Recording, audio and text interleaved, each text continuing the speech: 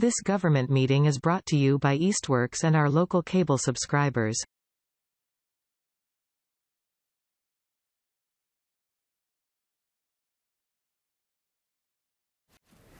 All right. I think we'll get started. All right, I'm going to call to order the meeting of the Southampton Select Board for March 7th, 2023.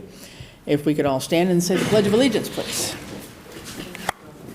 Pledge allegiance to the flag of the United States of America and to the republic for which it stands, one nation, under God, indivisible, with liberty and justice for all. Thank you.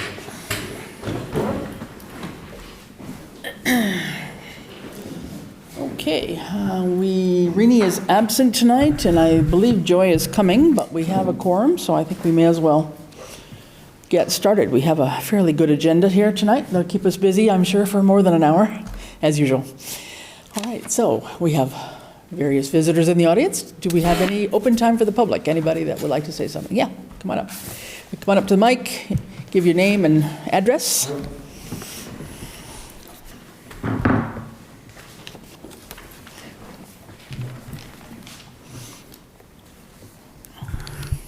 Hi, I am Lisa York, 81 Maple Street, a lifetime member of resident of Southampton. And in 1 hour and 15 minutes, 1 hour and 17 minutes, the first 911 call came out of 79 Maple Street. And my brother-in-law and his 2 children lost their house. So there's many questions I have, but moving forward, there's many, I would just guess like 40% of houses in Southampton are in a no hydrant zone. So moving forward, it could be my house tonight. It could be it's just, I just assume that Town of Southampton Fire Department had plans. And what I learned last week, that it was a poop show. I never saw, I don't know what it's called, that big 2,200-gallon tub that they fill the water, that tub up or pool up, and then they just keep, the tankers fill the pool up, and then the hoses have uninterrupted hose water access. But that didn't happen for a while. So and is it correct that the select board are fire commissioners? Is that true? Well, that's a good question. I guess I don't know that. Are we? We don't have any commissioners for the police. No, fire. you are. We are the fire commissioners in our duties? They're the select board. Right. So unless the rule has changed in near history, that the select board are the fire commissioners, like you oversee it. So do you know that or not know that? Or do you? They're the appointing authority for the fire department. But not fire commissioners, so that's changed? I think maybe to answer your question, I think we're aware that the buck stops with us. Yes. Fire department, No yeah. matter what. But, Okay. Yeah.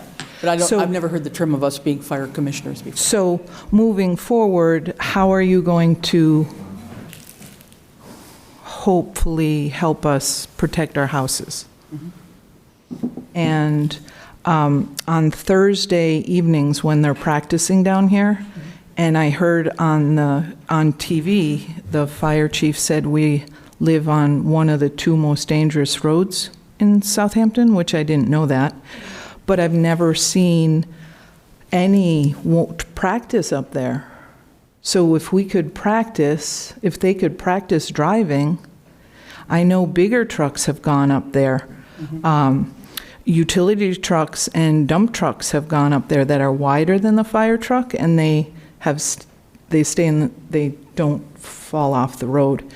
The way the road has been newly designed, there are little ditches. It was on the side? Yeah, yeah. So can we set up an appointment for little research and then coming back to this topic? How does this work?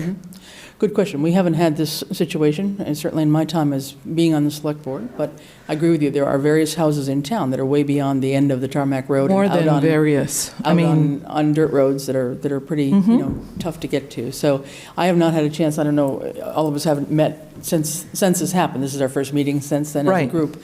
But it might be possible that we could catch up with the fire chief and have a separate meeting and talk to him about so would it some be of this, during but- a select board meeting? Like, how would I get involved with that or Yeah, know we'd- what we'd is probably happening? make it more of a public meeting, I would assume. We would have to. Okay, and I'm just wondering, like, there's pre-planning for things, and it didn't seem like that was pre-planned. I don't have any answers for you tonight, I'm afraid. All I know is we don't have a tanker truck. That's about, that I do know. We don't Well, own the our own other thing anymore. is, the weather could not be planned for in the frozen Well, road. that too. So can I tell you, I've lived on that road for 21 years and drive it multiple times. If you want to see icy, that was nothing. That was a dream. There was no ice on it. There was ice in the ditches, but that road was smooth and brown and soft. It was prime, because in a month and, say 4 weeks, we'll have mud 3 inches on our tires.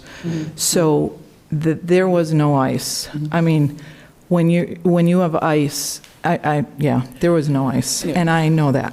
I think there's nothing that we can answer tonight. I think it's good of you to come and share this with us. 'cause So I think moving- it does need to, be looked into further and to figure out what we can do for preventive measures. Right. And what that might be. So- I think we need the fire chief involved in helping us discern what that can be. Because he only Correct. really knows that situation. So moving forward, will it take a year, or will it take a week to do a meeting? I'm just wondering, because now it's real. And I just assumed that Southampton Fire Department had our backs or our houses, but, and we're all human, but we need to move forward and look, so what might be the next step? I mean, my thought, I don't know if anybody has any thoughts, my thought would be to touch base with the fire chief and see what his availability is and our availability, and figure out when we can have a meeting, and we'll certainly let you know when that would be. So that And you how know. would you let us know? On the website, No, I'd or probably send an email, if you leave your email with Ed. with who? Okay, all right, thank you. Send you Leave me through, your phone number, Lisa. or phone number too. Okay, Yeah. thanks. Since it's right involved, yeah. Thank you, yeah. Okay. I don't know if the chair would entertain this, but I do know that we have a communication from the fire chief that debriefed us. That perhaps he could do that in a public setting, a public meeting for the public. Yeah, no, I think that In there, would be he answers some of your questions.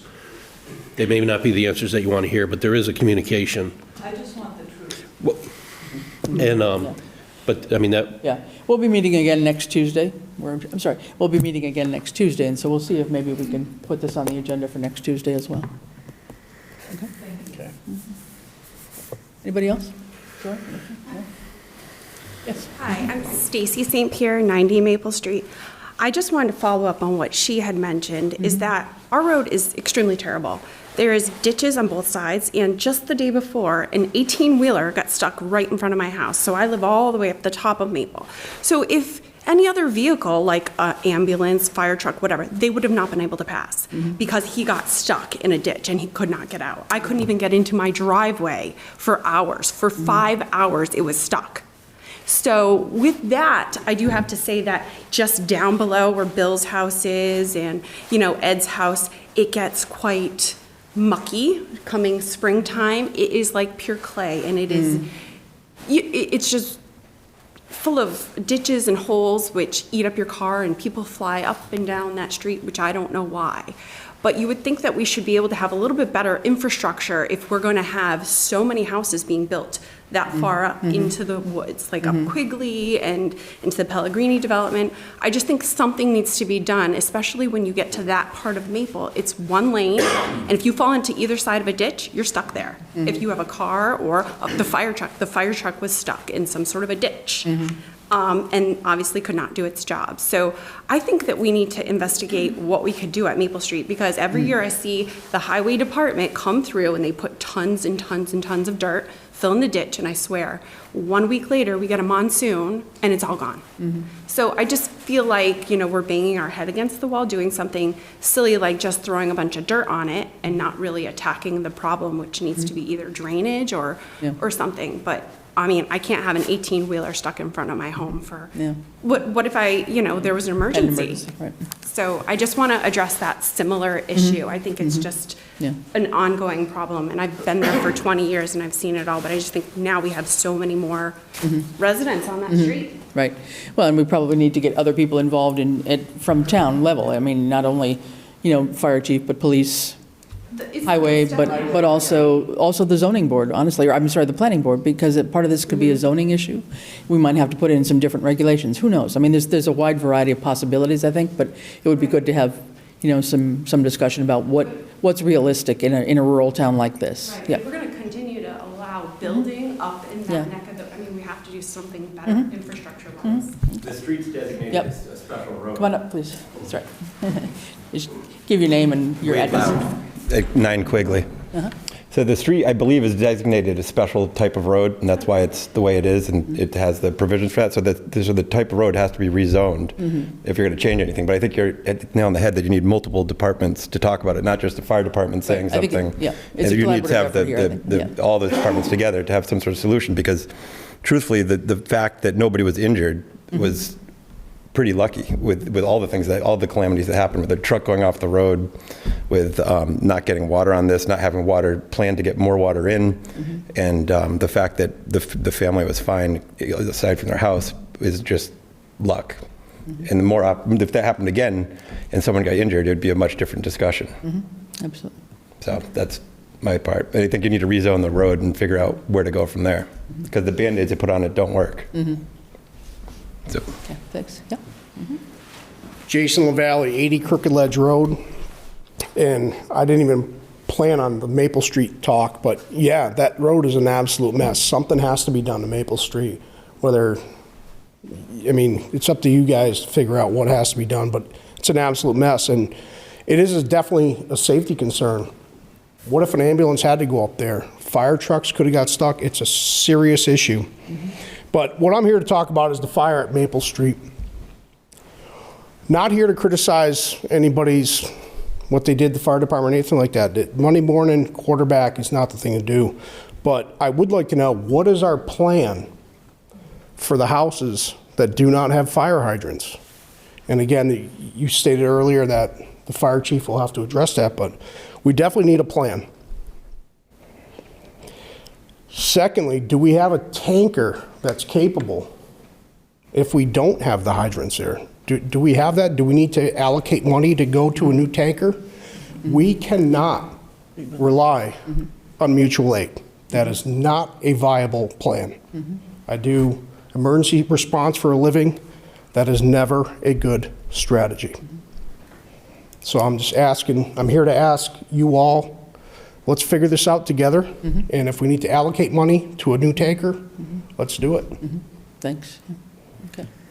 Yeah, to my knowledge, we don't have a tanker that is on the books anymore, as far as I know. There was one years ago. There's one that they've been repairing that is about to come back on, but it would be good to have Yeah, I think it's a newer one. Yeah, what's the response time for mutual aid? Yeah.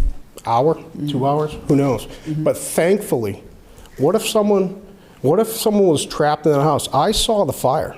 If someone was trapped in that house, they'd be dead. No questions about it. We need to figure something out as a team. So, thank you for your time. Thanks. Okay. All right. Okay, a couple more, and we're coming toward the end of open time, but go ahead. Hi, Teresa York, 66 Maple Street. All these guys are down farther. I'm the second house when it turns to dirt. Between me and the paved section, the male guy has been off the road repeatedly in that ditch. The dump truck full of sand flipped over in that ditch and had to get towed out of there. That's our highway department that did that. And I just want to say, the truck got stuck at the end of the driveway. I stood on my porch and watched what looked like a traffic jam. Guess what was at the end? The ambulance. It had about 4 or 5 trucks in front of it. Couldn't even get up there. That's pretty pitiful. Pretty freaking pitiful. And I pay just as much taxes as everybody else in this town. So I think something really needs to be done. Okay. Thanks for coming. One more, I saw. Yeah.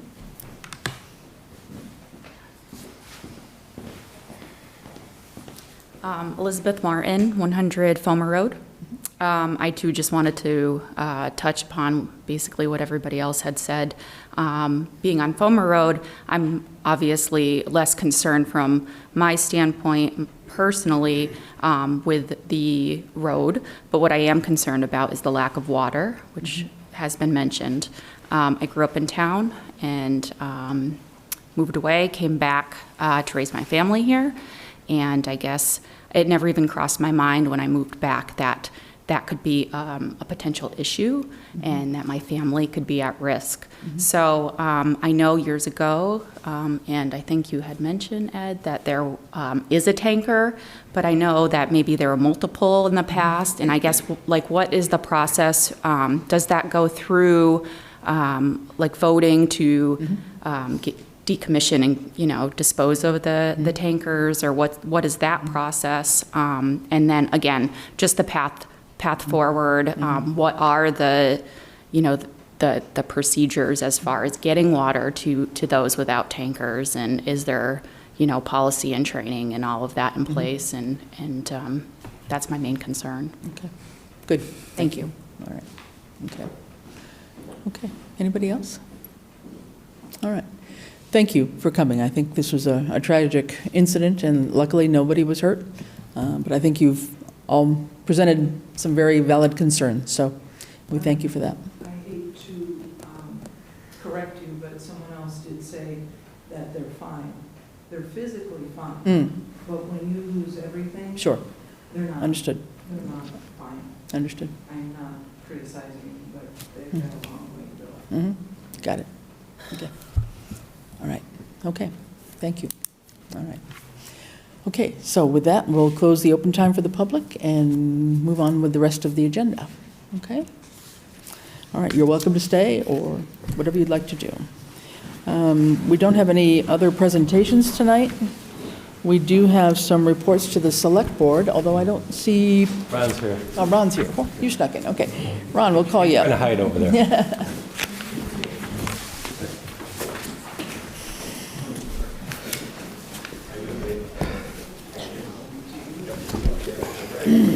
Well, I prepared two reports tonight, actually, one for the tree warden, one for the building inspector, since I guess that's the way it worked out. Right. So because I'm doing 2 reports, they're both kind of brief, just so I can speed things up. I thought there was going to be a few other people here tonight as well, so I can start with the building inspector report if you want.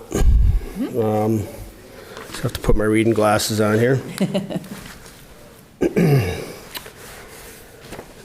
So I'll start with our department size is me, Ron Lauren, as the building inspector in town, and we also have the electrical and plumbing inspector, along with Art, who is he's been volunteering for many years now. So daily activities from the building department. These are things that we do on a daily basis: process building permit applications and do plan reviews, which is a large part of our responsibility in there. Conduct inspections, answer zoning and building code questions, and investigate zoning complaints. Currently, we have 7 houses under construction at various stages. Some are almost finished, some are just starting. To date, and this when I say to date, it's basically a calendar. It's not a fiscal, it's calendar. So to date, since January, I've issued 2 certificate of occupancies for houses that have been completed. We have about eight houses that are pending. They're going through the permitting process right now, so they'll be kicking off here probably within a month and a half or so. This is all new construction, right? Yeah, new construction, exactly. And then the other thing that we do, we're online now in Southampton, which basically means that you can almost complete the whole process online, including the payment when you're applying for a building permit. So we're continuing to make awareness of that because it's a good service to the applicant. It's also kind of streamlines our process. We're up to date with the 304 and 110 inspections, which are basically required to issue liquor licenses in town. So that's all up to date. And then recently, through Ad Town Administrator, we deployed our new phone system, which seems to be working out very well. As far as budgets are concerned, we continue to remain within our budget, as we have for the last at least 3 years while I've been here. Building permits that have been issued, again, calendar year, this year, or 22-23, I issued 325 building permits, residential, 12 commercial permits, and 11 sheet metal permits. In addition to that, there's 184 electrical permits that were issued and 144 plumbing permits. That's actually an increase from last year. Last year we issued 304 permits, so continues to be more active, probably because there's more houses in town, so there's more people pulling permits. The only notable change from last year and the year prior was last year we only issued 11 certificate of occupancies for new houses. The year prior we issued 20, so that's a notable slowdown as far as new houses go. I mean, I attribute a lot of that to the fact that the subdivisions that were there are all built up now, so there's really, there's not a lot of subdivisions in town. It looks like we will have another one kicking off at some point. They've just, it's very early, so as far as like new housing this year, it probably won't be too active. Like I said, 11 certificates last year. Prior to that, it was 20, then 15 and 15, so it's a pretty good decline.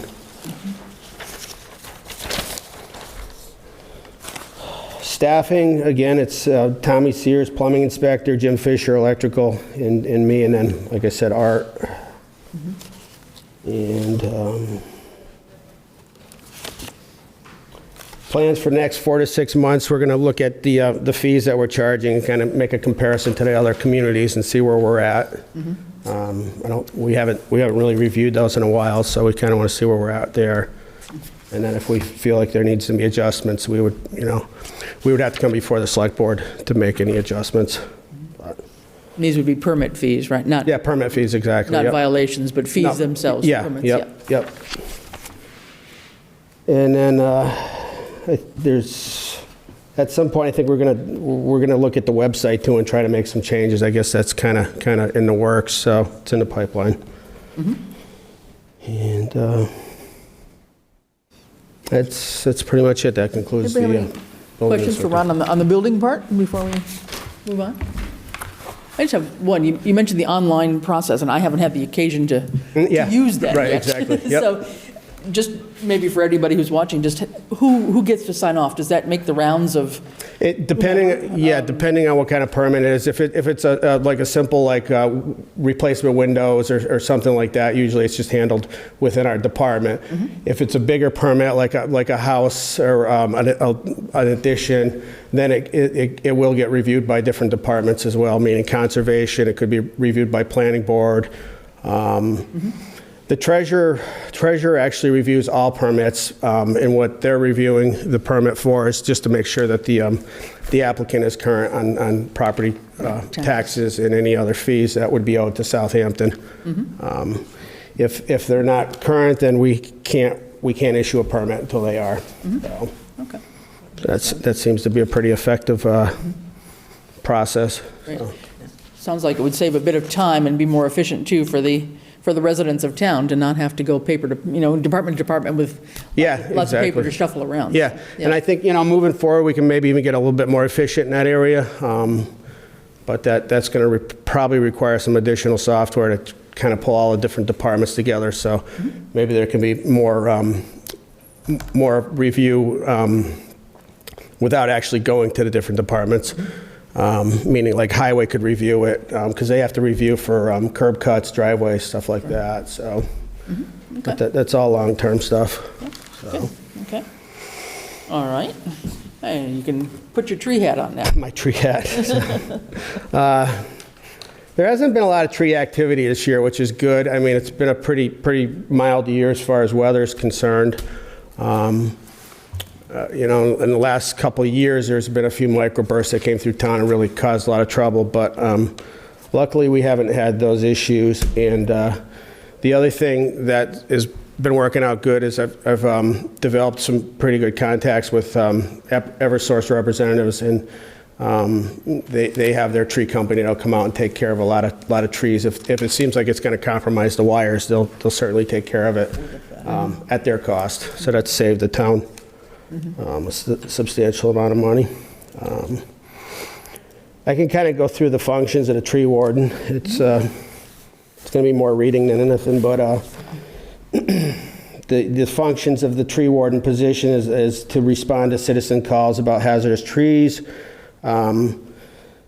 If there's a call that's put in, it requires me to actually go out and assess the tree and decide whether or not it should be removed. If it's a hazard, meaning it's dead, dying, or structurally compromised, then at that point we'll put it on the list for removal. The list can become pretty big, so at that point we kind of have to take a triage approach, meaning which one's the most critical, and that's how we kind of base that decision. So at this point, let's see, the other function is, of course, emergency storm response. You know, again, I'm talking about the microburst that came through a few years ago.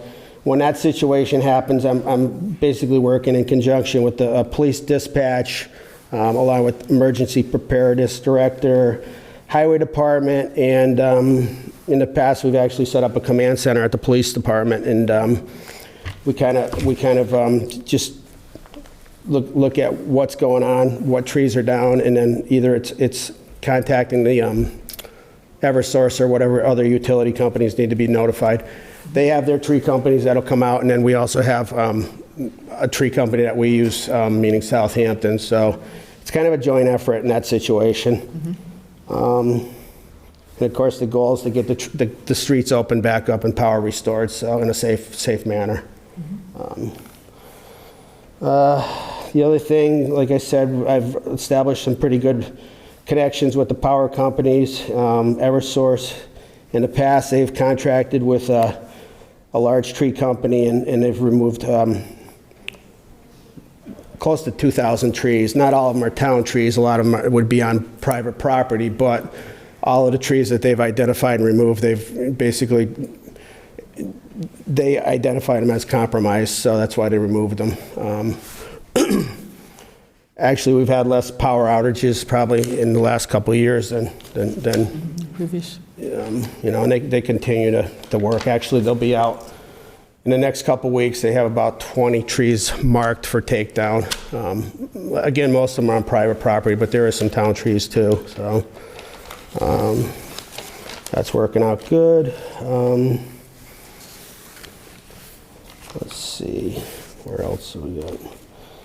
I haven't done anything with associations lately. In the past, I have participated in the Tree Wardens Association, which is basically deals with continuing education as far as identifying different things. I mean, in the past, we looked at the emerald ash borer. That's pretty much essentially, most of the ash trees are unfortunately dead now at this point. That's kind of created a list of trees that will need to be dealt with. Biggest concern right now is a lot of the hard maples are dying off, especially like on East Street. If you drive down East Street, you'll notice a lot of the old trees there, they're rock maples, and they're all dying. Some of it's probably climate change. I mean, I think there's a couple degrees in temperature will have a negative effect on those kind of trees. That's why we're seeing a lot of them that are dying off, and again, a lot of them are just old. They've they've hit their lifespan, so unfortunately, so now we have to deal with those.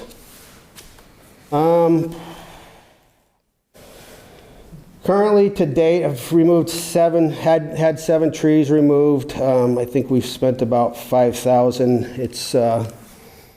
It's recent activities, so that'll show up in the budget. And next week, we got a few more trees scheduled for takedown, so that'll, again, cost more money. And you have a very big one on High Street that's scheduled, correct? Correct, yep. So that'll be next week. It's difficult because to take the larger trees down require a crane, so it's a little bit more coordinating, and also the police department has to be able to provide officers out there to direct traffic duty. So that's getting harder and harder to find because there's less and less police officers, unfortunately. So, but yeah, that's on schedule for next week. So. Okay. Good. And it sounds like you're staying within budget right now, anyway? Yeah, and I anticipate that we will. I don't see any. Again, it's a hard thing to budget for because a lot of it's dependent upon the weather. So, if we have a mild winter and then we don't really have to use all the money, but it's good to have it there just in case. I know how budgets work. If you don't spend it, sometimes it gets rolled back in, but it's good to just be able to keep it there if we could. So. Okay. Well, and we all know that storms are not limited to winter either, so. Yeah, exactly. Yeah, we've seen a lot of windy storms lately. Yeah, it seems like there's been a lot more wind this year. Yeah, so. Okay. So yeah, that concludes my tree warden report and my building inspector report. So. Very good. Anybody have any questions? Okay, John? No? All right, thank you. Thanks, Ron. Appreciate it. Thank you. Thank you, Ron. Thanks for coming. All right. All right, and I think we have next, Paul Deeman, Planning Board.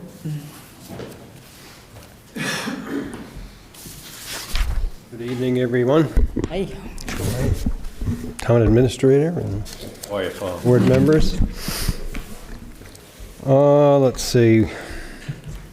The priorities and activities, as they are yours, is E-code. You people have worked long and hard on your version of it, for sure.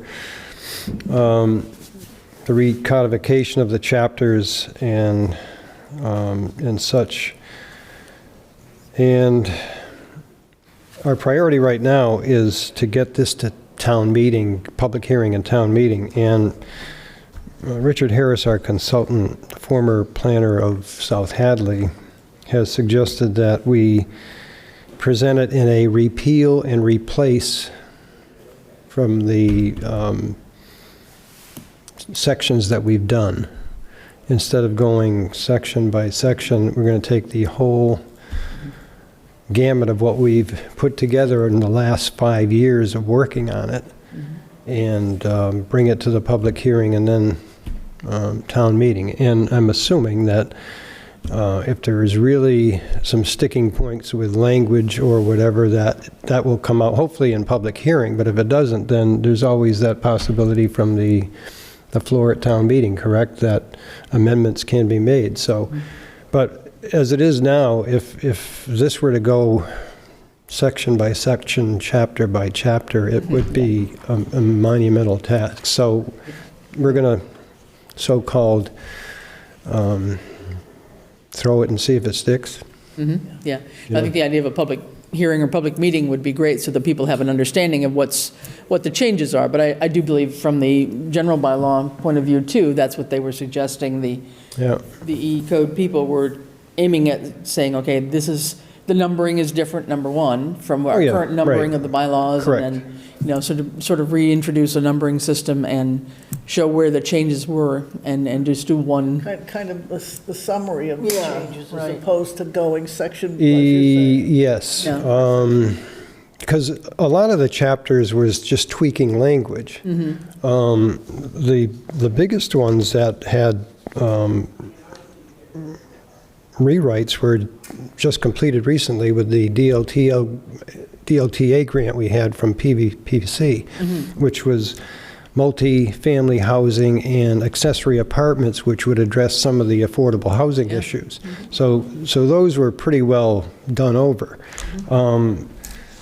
Most of the others, as I say, I think some other changes, probably not major, but several changes were come in the use regulations and the table of uses. All these, I'll just ramble on quickly with them, that we've completed in the 5 years are the title, authority, purpose, etc., definitions, the administration, the establishment of districts, use regulations and schedule, dimensional and density regulations. We have partially completed additional regulations for uses and special permits. We've completed water supply protection, wireless communications, common driveways, accessory apartments, solar electric, planned business development, planned industrial development, multifamily developments, removal of soil, loam, sand, home occupations. Then in general regulations, we've done signs. And there's several more to be done, not a lot. We've got probably 75% of it complete, but they're minor compared to what is changed in going forward. And again, we can't schedule our hearing until we know, number one, when the draft comes back, which all the questions that Deb Tuzinski had from the E-Code people are going to be answered by the first of next week, so they'll be in time for the draft to come back. But then we can't hold a hearing until we have some sort of a timeline, knowing when town meeting is going to be. It'll be May 2nd. It's going to be that soon, huh? Yep. For our bylaw, that's when it's supposed to be. We're planning on being on, not changing it, that's when we're supposed to have So it. when the E-Code comes back, the general bylaws and that version of it will be, that's going to be put on the warrant to go to town We're meeting. shooting for that as well, yes. Right. So did Deb say that the draft would be available like April 16th? Or was it going to be before that? I 16th, have her- 18th, something like that? I think it was I think you're right, I think it was mid-April. So that means we meet on the 19th, but I'll have to have a special meeting on the 26th, so When do we can need the fit warrant that in. articles, though? We need, Comes up later tonight. Yeah. I'm guessing that it's going to be that first week in April. Oh, boy. well, and she's, okay. Because I think she's given some idea of a language that we could use, but I don't know if it's specific enough for what we need, but they've provided some sample language that could be used in a warrant. I know Deb has provided some. So if I schedule a hearing for the 26th, that's going to fit to make it on the warrant, you think, or? April 26th? Yes. The warrant will already be posted for the town meeting at that point. That'd be late. So the general, does the general bylaws on E-Code have to go to public hearing? No? Early April. Yeah. something like that. The general bylaws are done, usually the bylaw review committee has a hearing on them, and then the select board will put those on the warrant. Especially for any new ones. If we're just doing edits on old ones, we haven't had a public meeting on them at all.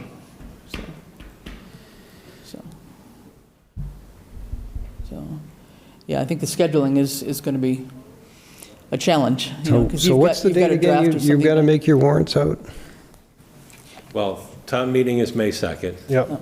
The warrants have to be posted a minimum of 1 week ahead of that. Okay. Which is the 25th of April already, right there, and that's pushing it. Right, because That would be the, the warrant has to be developed, approved by the select board and everything else. That's why I'm saying, in my mind, I was going to recommend to the select board that they open for articles immediately, and they close for acceptance on, calculator won't help me, The 11th? April, let's see, 5th. 5th? April 7th? No, 5th, you said? Okay. Okay, we'll have to look at that. But April 25th would be the deadline for a warrant submission? April 5th would be. Oh, April 5th. Yes. 5th. 25th is when it has to be posted out, 5th. at least a week before the town meeting. So, yeah, so I think after, The only other thing we could do then is maybe take the chapters that we've done and submit them instead of the E-code package. I mean, E-code's going to go through anyway with the new recodification and all that, correct? That's going to be on the warrant, E-code? Yes, that's our plan. That's the plan, too. They sent us already the draft, and that's what we're in Yeah, the right, process of right. reviewing, and just agreeing or, giving them some direction for the Right. final. Okay. We're close to done Right. with that part. Then we may have to do each section, present it in that way, but just present the sections that we've completed as a repeal and replace. Either that or you have to wait for a special town meeting. Which would be probably in the fall then? Yeah. November, December. Yeah, right. Okay. yeah, so I think the scheduling, I mean, that's, I think this other committee's been meeting very frequently to try and catch up and try to get ahead of the game here, but it's a challenge to meet the deadlines too on all of this, for sure. Budget status,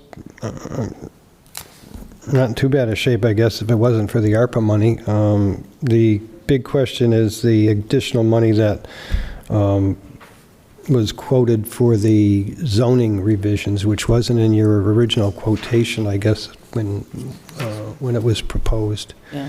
Yeah, I would like to talk about that when you're done tonight, while you're here, because we do have that ARPA request, and we thought it was easier to talk to you while you were going to be up here anyway, rather than postponing that. So, yeah, I mean, definitely continue on with what you're doing, and then we'll come back around to that, though, yeah.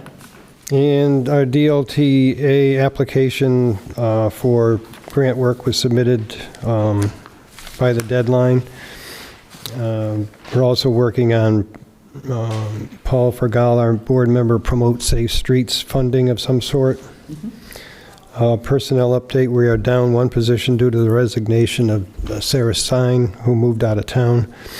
So anyone out there in the public that's watching or wanting to get on the planning board, we welcome you. And if you've got an engineering background, that's even better. Plan for the next few months is, again, keep working on the rest of the revisions to bylaws, which will not be as intense as the last round we've done. The DLTA package, by the way, is going to be working more on, again, following up on affordable housing and inclusionary zoning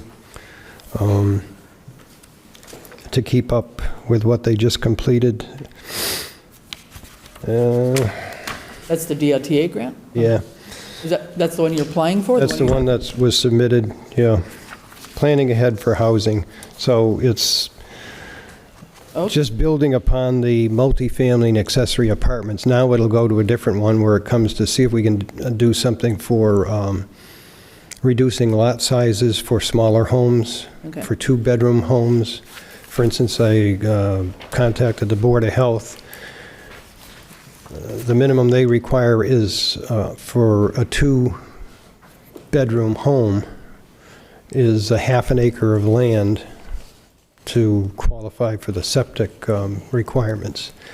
So, and then so on, 3/4 of an acre will be, and an acre is for a 3- and 4-bedroom, acre plus. So if we maybe reduce lot sizes, we might get some smaller homes in. Okay. So do you have two DLTA grants that you've applied for? No, just the one. Just the one? Yeah. But the Safe Streets is That's something different. Something different altogether. Yeah, Paul Fergal is working on getting some information on that and seeing what can be applied for. Oh, I see. So that's not part of the It's not part of the DLTA, no. Got it. I'm sorry to not be Yep. more concise with that. Plan for the next few months, we have a preliminary subdivision that was just filed with us. We'll be hearing quite soon. Proposed 40-unit development on College Highway across from the Cumberland Farms area on the Labrie property, which will include 10 affordable housing units. That's the biggest one in my time on the board that I've seen come through. It's very well planned out, and hopefully it'll give folks in Southampton a chance, those that want to downsize, because they're only two-bedroom. They're all two-bedroom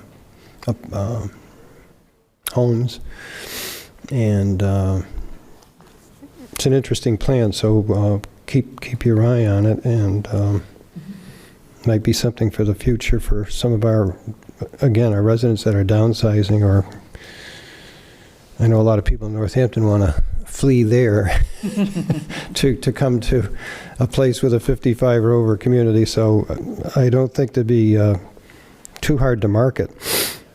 Then we've got also coming up for a warrant, the proposal for a zone change on College Highway up by Valley Road. It's the, again, property owned by the Labries that's currently zoned IP for industrial. Labries have owned that for 25 years, and there has been no industrial use proposals for that. And there's a lot of reasons for that. Number one is the lack of sewer. But he has had, over the years, several inquiries about smaller businesses to go in there. The Red Barn, which is there, which is quite a focal point as you enter into the town limits, will be preserved. And he's got people that interested want to develop that property and keep the Red Barn and put businesses in there. So there's commercial highway consists of a lot of different small businesses. And in that parcel, because we recently approved a storage facility there on the corner of Valley and Coleman, but there's still enough lot frontage where you could get 4, perhaps 5 smaller lots for smaller businesses or offices. So that's coming up on town meeting, and from the planning board's perspective, it's economic development. I know people at the last town meeting voted it down, and most of the reasons were because it's a beautiful spot and it's open space and it's a gateway to Southampton. I'm all for open space. We have a lot of it in town. We have a lot more that's going to come available over the years. But I'm not in favor of it if it's going to be taking away from commercial highway usage that we could have for economic development to create tax dollars and jobs. So I'm encouraging everybody to keep an open mind on it when it comes up again here at town meeting. And it's been vacant for years. 25 years of nothing happening to it, so the industrial age is far past us. But, and again, you have to look at it too. Would you rather see a freight and truck depot there, a huge parking lot with the tractor trailer trucks and stuff that's lines Route 10 going into Westfield? That would kind of deter from the space, I would think. So that'll be on the warrant anyway? Yes. Okay. Other than that, I don't think I've got much else to offer. Anybody have any questions from you? about anything? Comments? Go ahead, Joy. I know you have been working with the zoning, with the DLTA grant and Ken Comia from PVPC. Are those zoning revisions you worked on going to be included in this upcoming warrant, or is that, what's the plan for those? The multifamily and accessory apartment will be. Yeah, Okay. that's going to be part of it. This continuing work they will do if they grant us the funding will go to just increase other options going down the road, including inclusionary zoning, which is it's a pretty testy zoning bylaw. But the folks over there on College Highway that have got the preliminary coming up for the 40 units, they're going to include the 10 units, so it doesn't scare them right now, so. All right. So just while you're here, we won't deal with the ARPA part until later in the agenda, but while you're here, just explain to us that, because we had understood originally that the bill for the E360 included both the general bylaws and the zoning bylaws, and that was like a... You say the bill, your proposal from them? The proposal that Lucy Dalton had put in, Yeah. and she's been sort of the manager of all of this, and it included zoning bylaws from what we had understood, because there was a $6,300 bill or whatever that had been paid, invoice that had been paid to E360 already, and there will be a maintenance cost going forward. But what wasn't clear, at least in my mind, was whether this is brand-new bylaws or this was a lot of editing of older bylaws. Editing. Yeah. Okay. So, yeah. And again, I didn't question Ms. Tuzinski about any details. I just assumed that it was not included in your package, because I didn't know the details of the contract to begin with. Yeah. But it's a lot of material we sent over there. Yeah. And she's given you the feedback and codified, she's got it codified, right? And you guys are reviewing what's correct or not correct. right, and there's there's probably 6 questions remaining that she had just to get some final answers on whatever, which is going to be taken care of the first of the week. But other than that, I could call her and ask her what, and talk to her what all that was, but it had to be edits. Unless they agreed with you that they were taking the old ones and just going to incorporate it in there and recodify. Not totally sure. Do you remember, Francine? I mean, I think... I'm looking at the invoice now, and... Yeah. I mean, I think at one point in time, I know when the general bylaws committee started, so it would have been, maybe last summer? I'm thinking I'm not sure when E360 came in. Last spring? Yeah, last spring. Last spring? I mean, they went and took whatever was already published as our general bylaws. Yep. And some of those, there were some, the others that had gone to town meeting recently. And so they took those and began the whole process of here's inconsistencies, here's, whatever. Right, And I think at the same time, they grabbed whatever was published as the zoning bylaws. That's what we had understood, but. And then as we revised bylaws and they passed town meeting, they would just substitute the new ones in. Right. But they were kind of placeholders for what we had. And Well, then, to answer your question, then I guess it's very obvious to me then that the edits that we made to the existing bylaws probably is where all that extra money is coming from, all the edits. Mm-hmm. Okay. I mean, she gave us all the right language and the legal, what should be and whatever, but that was included. But all the edits we made and the work we've done in 5 years, that's got to be where the money's, the but extra it fees was come not from. a lot of new material that they had to review. Not new material, mostly edits. No, we didn't rewrite stuff entirely. We haven't added any new chapters. Because I was really trying to see what category she checked on the invoice. She has a 1 next to general code will review the town's responses to the questions in the editorial and legal analysis regarding the existing zoning bylaw and incorporate any decisions that are applicable to the new bylaw. So unless for 2962 was...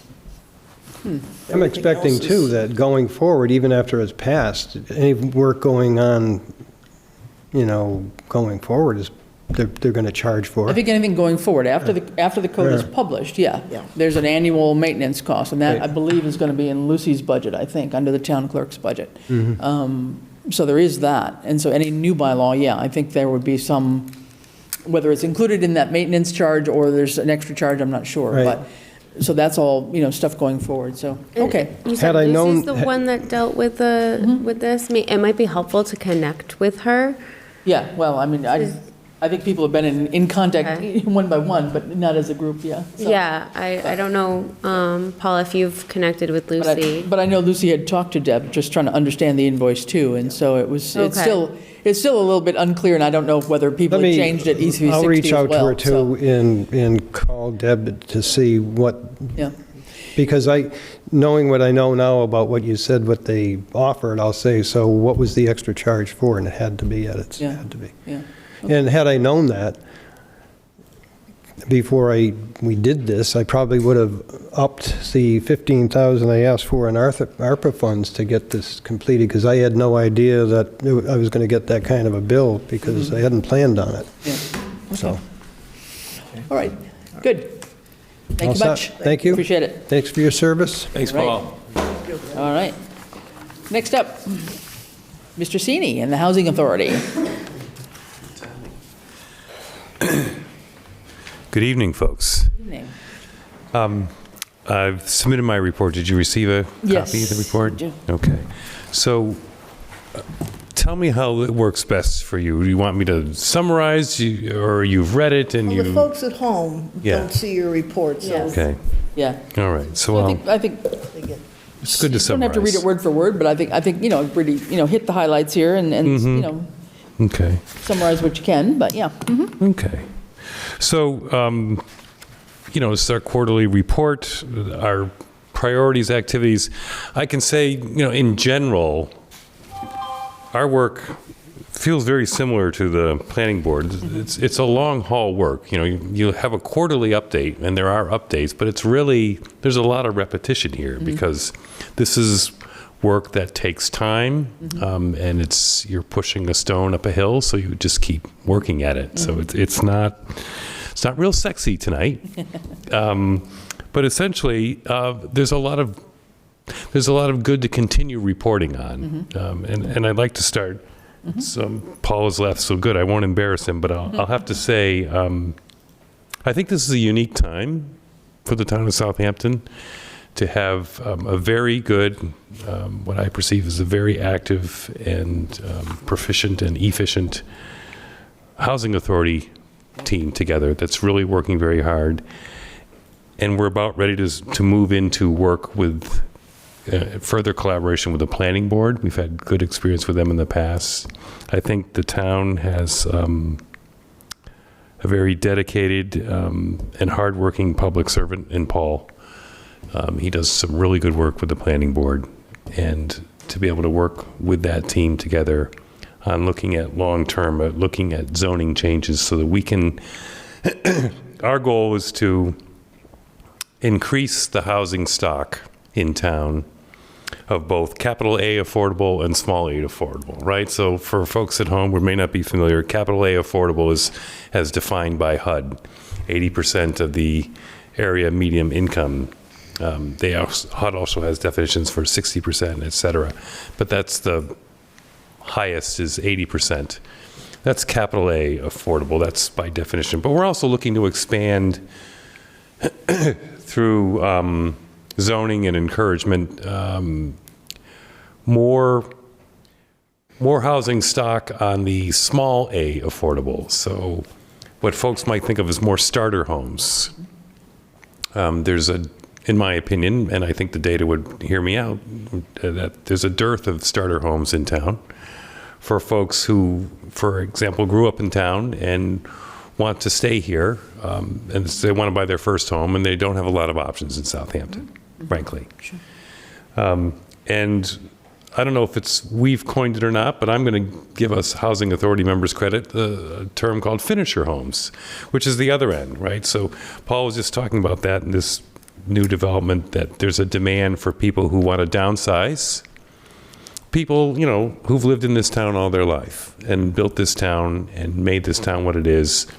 Maybe they farmed, they live in a big old farmhouse, and they're at a point where they're not farming anymore, and that house doesn't work for them anymore. They want to stay in town.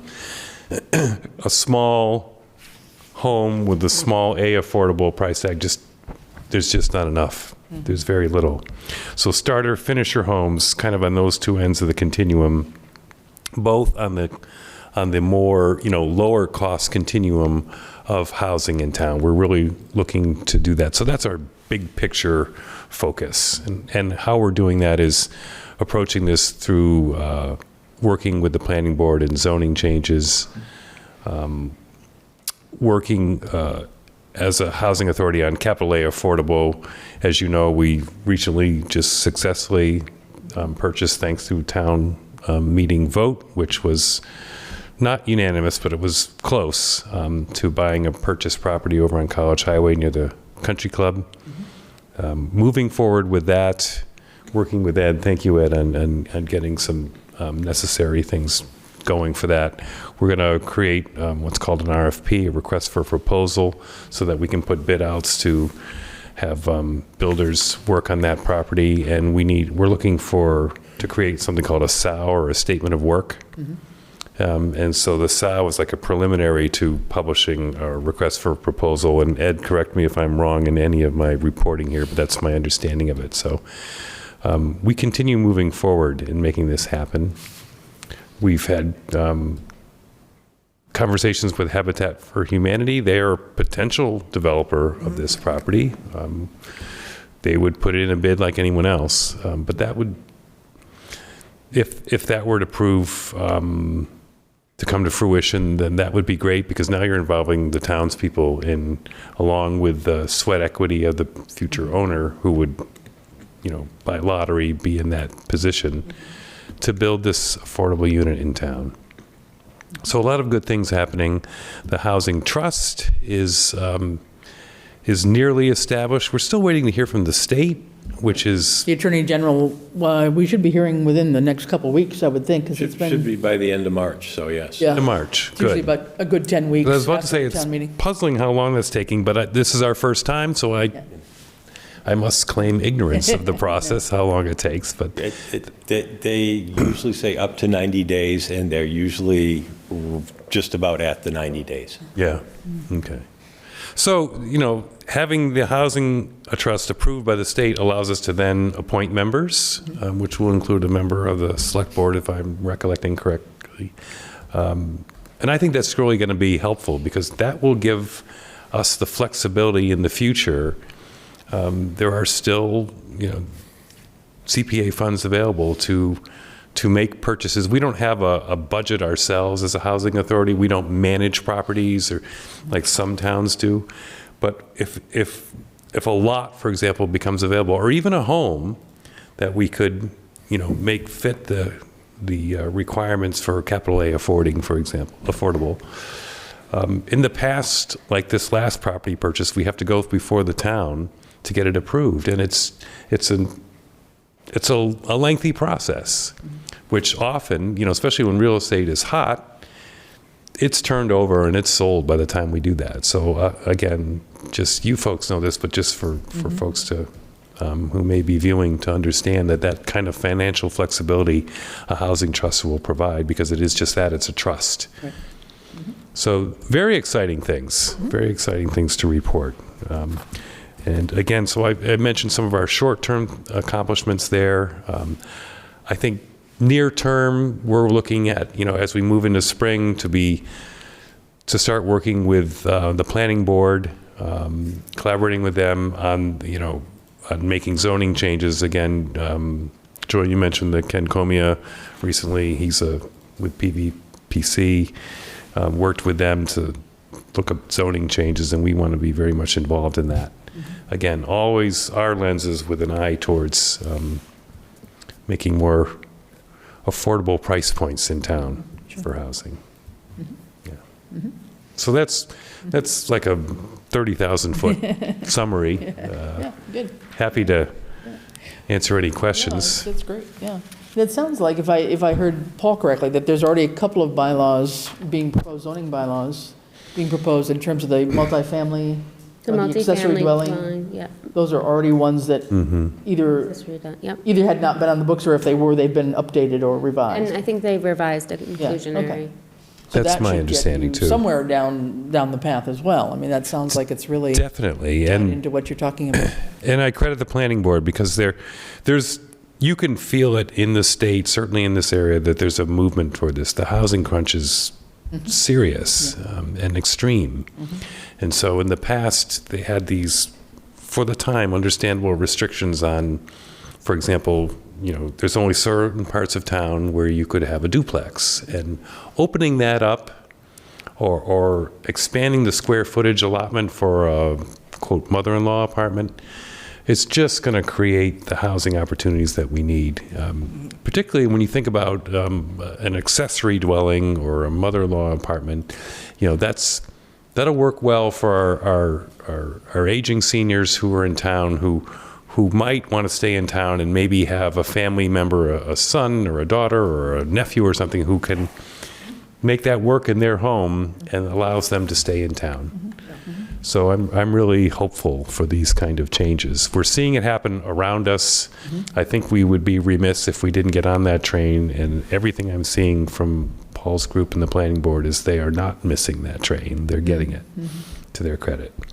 And so, of course, as Housing Authority perspective, we're all on board. We're all on board. Good. Any other thoughts? Anybody? No? If not, good. Thank you, Jim. Appreciate the update, and keep up the good work. We're trying. I've got some really good members. Personnel changes, that we'll have a member rotating off in June, it looks like, but we've got 5 right now. We've got a full complement once the state approves our 5th member. We're just waiting for that state approval from the Attorney General. And then when the person rotates off, we'll have 4. But, our quorum is 3. We operated on 3 for a long time. So 4 is great. And I'll use this time, with your permission, Chair, to briefly promote and solicit membership to our Housing Authority among the viewing public. It's right now, there's really good energy, and I encourage folks to consider running or being appointed for our 5th position. We've got a lot, I said this the other night in our meeting, we have 4,000 registered voters in town, thereabouts. We're looking for one that wants to help on issues of housing, which is near and dear to us. So very good. Appreciate you letting me put that punch in. Good. Thanks, Jim. Appreciate it. Thank you. Thanks, everyone. Thanks, Jim. All right. Take care. Very good. Okay. So with that, let's keep on moving to the other reports. I guess Town Administrator, Ed, you're up. All right. We are still tweaking the voice over IP telephone system to fine-tune it to the way we would like it to best work. Chris Sorensen from Valley Communications and TPX and David Rooks from the Technology Committee have been extremely helpful in this process. We've actually been putting together a menu to have an auto attendant to be used to actually call into one number and be able to direct you to the different departments.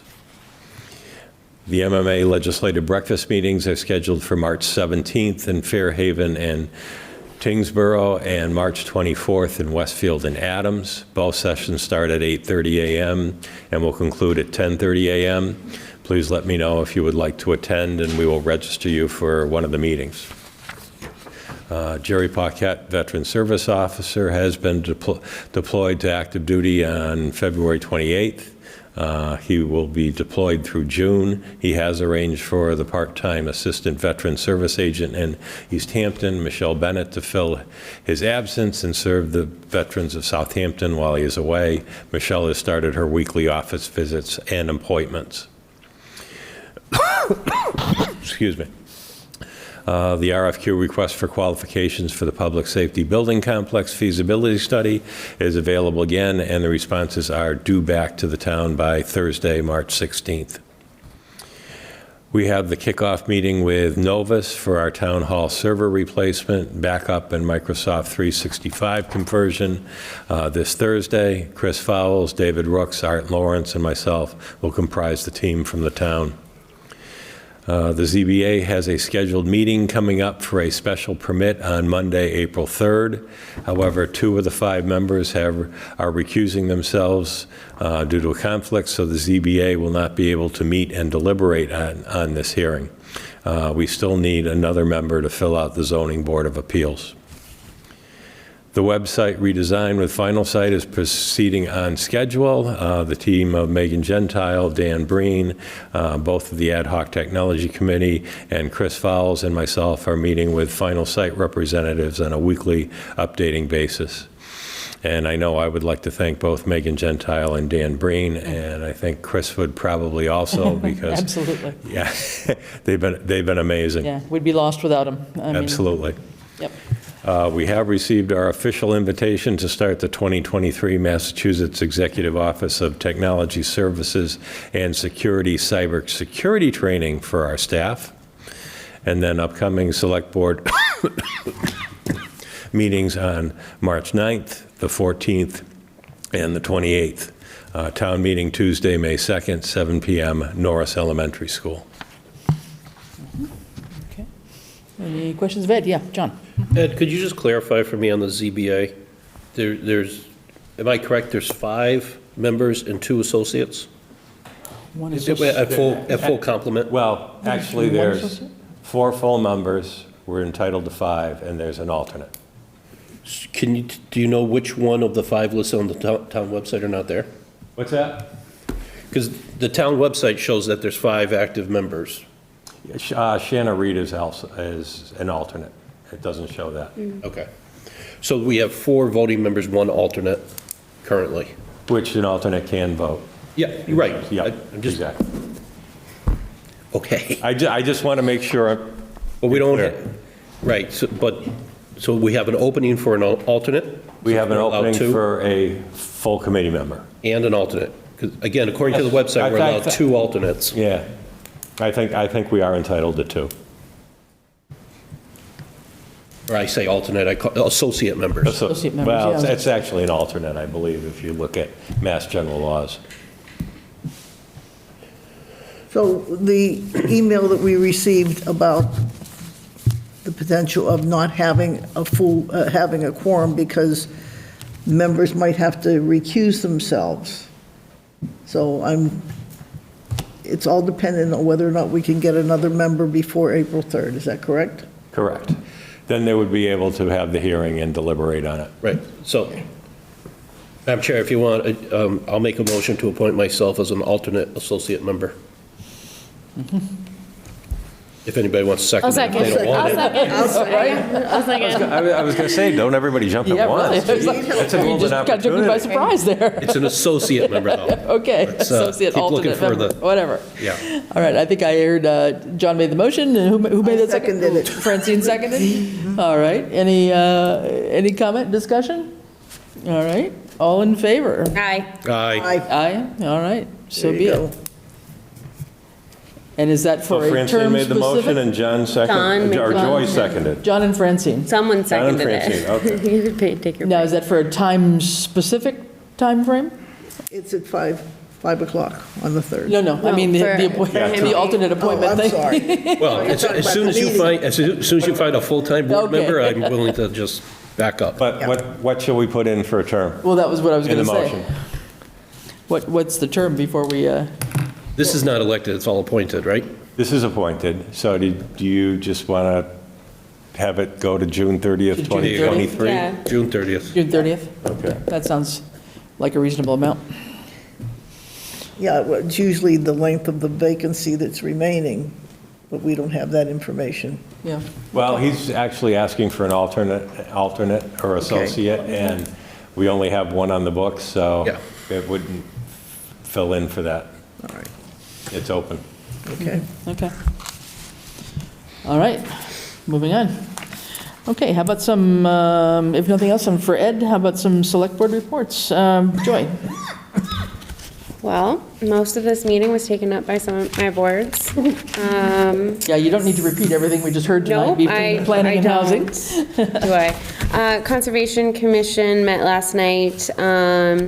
there was nothing new. There's some permitting for the country club in regards to some wetlands and work they're doing down there. Their newest member, Lexi, is going to be the new representative on the CPC for Conservation Commission, and their next meeting is March 20th. Open Space is not meeting until this Thursday, but I will not be present because I will be here.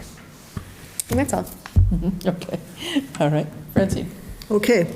The Norris School Committee met on February 27th, and I was unable to attend, but they will be meeting again tomorrow evening here at Town Hall, and I plan on being there. The Bylaw Committee met twice since our last Select Board meeting. They met on February 15th and February 22nd.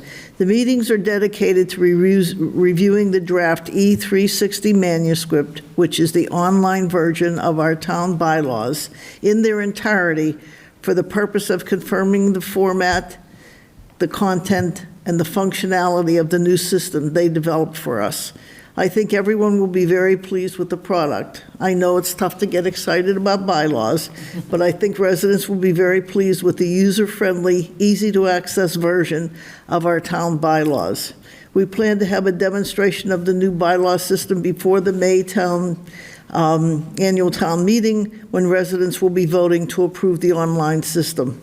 We're meeting again tomorrow to continue this process. The Board of Health will next meet on March 21st, and as you just heard, the ZBA has a meeting scheduled for April 3rd. That's it. Okay.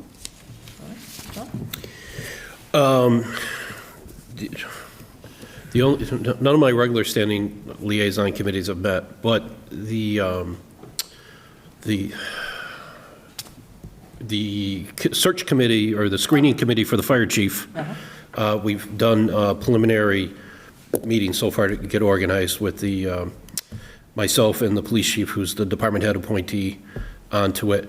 We have identified a 25-year retired fire chief who has volunteered to be on the screening committee when we get to that point.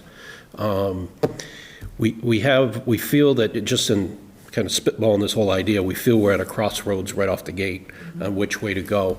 And I'm not really sure how to proceed with it, but without, the only way to get it is guidance from the select board, so do it in open session, I guess, is one, are we looking to just, maintain what we have now and replace, and try to find somebody similar to replace the same? Or do we want to use this as an opportunity to maybe do an internal review, not by us, by an outside source, to say, okay, for this town of the size we are, this is how we should be structured, this is how we see this going, and divide it up. One of the things in talking with the retired fire chief, who also participates in assessments now that he's retired for command staff, indicated that he believed what he's seen is it's going to be very difficult to find somebody that has fire chief experience plus paramedic level training certification. Which is what fire chief and perhaps Workman has kind of recommended. Right. So just him not knowing anything other than he's not a resident of Southampton. He was, but he's a resident of Holyoke now. And this is he agreed to it. So it's retired Fire Chief John Pond from Holyoke. What he suggested is perhaps, whether you break the two apart or not, you look for a fire chief to be in command of the fire department and overall jurisdiction, but then look for a medical officer that has the paramedic level training that could see that. And based on that, you may not need a full FTE fire chief. Depending, again, having somebody look at the structure, and then you might be dividing those wages in two.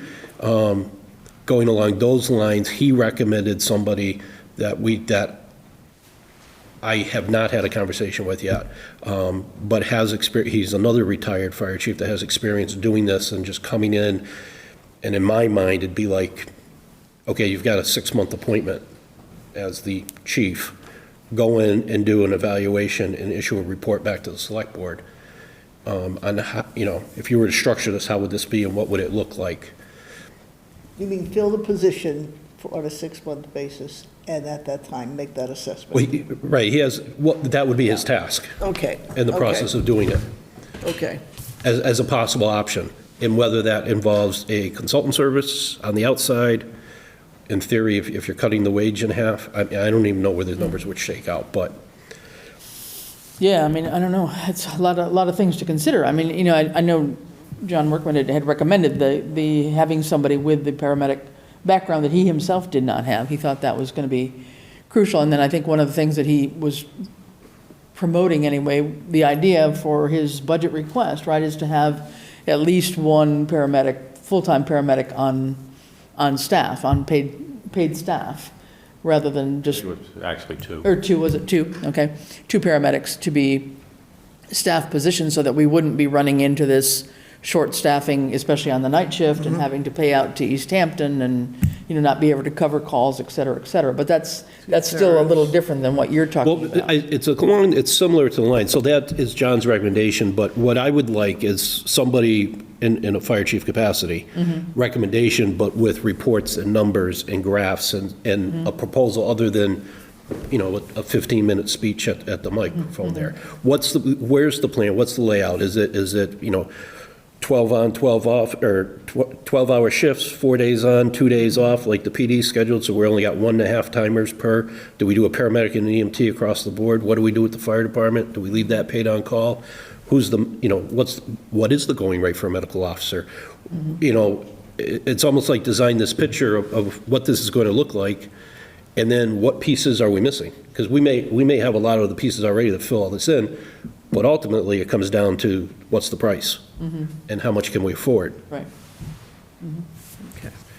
Well, and whether we were going to go with a strong chief or not a strong chief, that was the other thing too, right? Correct. So I guess where I'm saying where I feel that we're at a crossroad is that's more than having a screening committee to find the replacement. So I'm back here.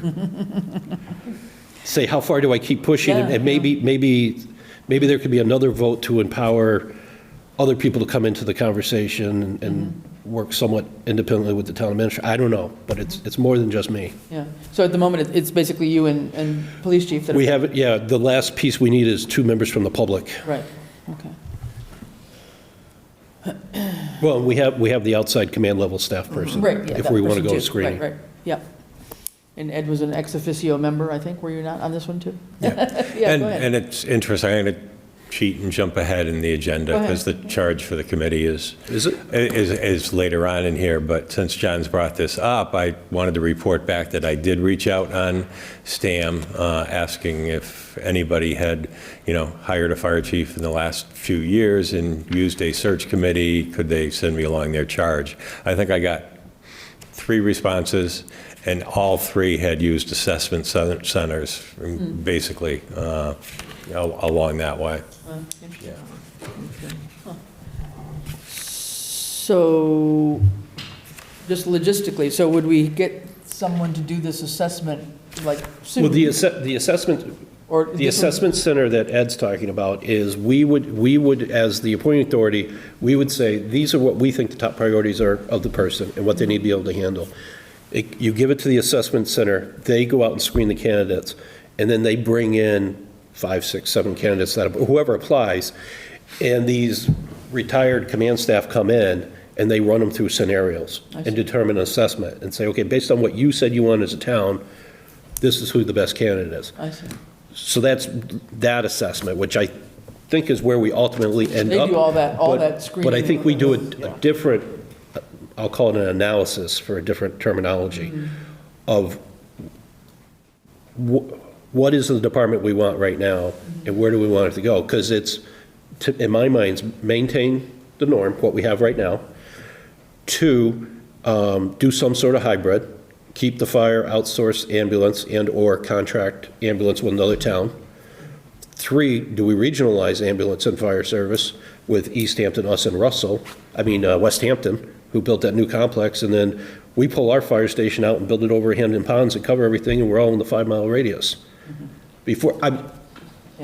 After what we heard early on tonight, though, I'm not sure that Yeah. I think we've got lots of things to consider, and especially with new housing developments coming into town and whatever else happening, I think we've got to take a look at what the immediate future is going to be in the next couple of years too, in terms of the And what does level a town of our, response and- the town our size, what should it be? Yeah. And based on our historical growth pattern, where are we heading, where do we go? My guess is at some point, it's not going to be a volunteer fire department as it is now, or paid on call. On call, Yeah. yeah. And, yeah. Yeah, but hopefully in the first 3 to 4 years, it probably still will be, one would hope. I would say we're past our prime to upgrade. I don't know. And for the record, isn't that pumper over there at Hamden Pond's 28 years old and can't maintain a certification, which is why it's offline? Oh, my understanding is that they've actually been working on it on a part-time basis, and that it's actually back to the point where they believe it will meet certifications. Oh, my goodness. Isn't, okay. But, I mean, Yeah. even if they get it there, I'm one that's going to probably suggest that we look at actually, because the federal government comes out with these grants, and some towns have had success, that we write a grant to actually get a new pumper. Yeah. Yeah. Or a tanker, I should And say. that could be a backup, maybe, if it's even doable. I'd but- probably say, Well, the fact that, At that I mean, point. right now, we have 2 engines. We don't need 2, it's an engine and a pumper or a tanker. And then it's also portable pumps that should be on every engine truck to offset it with the hard hose, but that's a whole nother argument. So, yeah, I mean, I think that's a whole discussion that we need to have, just in Yeah. terms of equipment and just the whole issue about what do we do with houses that are way, way out, and what do they need to have as a requirement? I mean, And somehow. and Talking there the- is another part of the whole discussion which goes through the planning board, because I'll be one of the ones that is going to say that these houses that are so far off the road and don't have water, part of that planning board process is that they probably should be required to put in cisterns when they're built, just for that purpose. Something, yeah. Well, and I'm also thinking about the requirement in terms of road construction Yeah. as part of some of the developments. I mean, they're building houses, and the condition of the roads that they were describing, I mean, they're, I think you'll find those roads up in that area, some of the roads that they mentioned, you're going to find that there was a lot of controversy over those roads. When they came in, there's a reason why they're not town-accepted roads. well, Some I of know them. people choose that because that's the kind of environment they want to live in, which is fine, except when there's an emergency like what we just Yeah, yeah. had. Yeah. And then the consequences of that has to be something that needs to be considered. For sure. And No, I I think know, yeah, that's going to be there's a lot of factors. conversation. A Yep. lot of factors that we've got to Okay. put together and see if we can, Yeah. try to figure out the future that's a little bit better than what we've had to deal with in the last week here. But What I think is So- a plausible outcome is that, if the name of the individual that he gave us is available to come in, there's some, because of his retirement status, there's some restrictions on hours. Right. And that, and he doesn't necessarily want to work full-time. Right. That we could possibly come on a part-time basis, cut that salary in half for the 6 months, use that savings to hire the outside analysis team, just like they just did with the Hoyoke PD, where they went in, top to bottom, up to down. This is, forget local politics, your size, your population, your demographics, this is how you should be structured. And then they back it up with justifications. Now we have a plan. Now, can we afford that? My guess is it's going to be no right off the bat without some sort of override, but at least we have a map to get to where we need to go.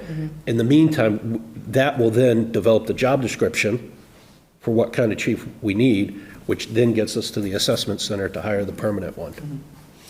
So this other person that you're talking about could be somebody to come in as John exits, is that what you're saying? Correct. To And take his and place hold for a short hold time. everything together and help with the assessment, based on their decades of experience in that. Who's very familiar with us because he's another local chief retired. Outside of town. Well, I don't know that we're ready to make any kind of decisions on any of this tonight. I mean, this is interesting food for thought. I think we need to, bring it back in another week or so and talk about it and see what this really means for us here, because I think. Okay, so I'm all for that, but is there a way that we can all, and I realize Rainey's not here, so this might make it difficult, but if we could all agree that perhaps you as chair, myself and Ed could have off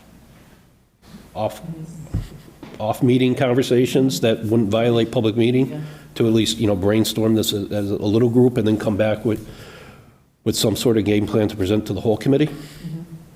Instead of me just running solo out there? Yeah, no, I think that, to the extent that we can do that without violating open meeting law. You can do that. Yeah. Yeah. I'd be. As long as it's two of you and me. Yeah. Yeah, it's not a quorum. Okay, I'd be glad to participate in And that. we did vote Ian the clerk, so he's taking all the records. Okay. I think you had stepped away. All right, well, let's proceed in that direction then. That's it for my reports. Yeah, okay, that Ed and John and I will reconnoiter and try to talk this through a little bit and see what makes some sense, and then come back before the select board with a recommendation as to whether this is the way to go. Yep.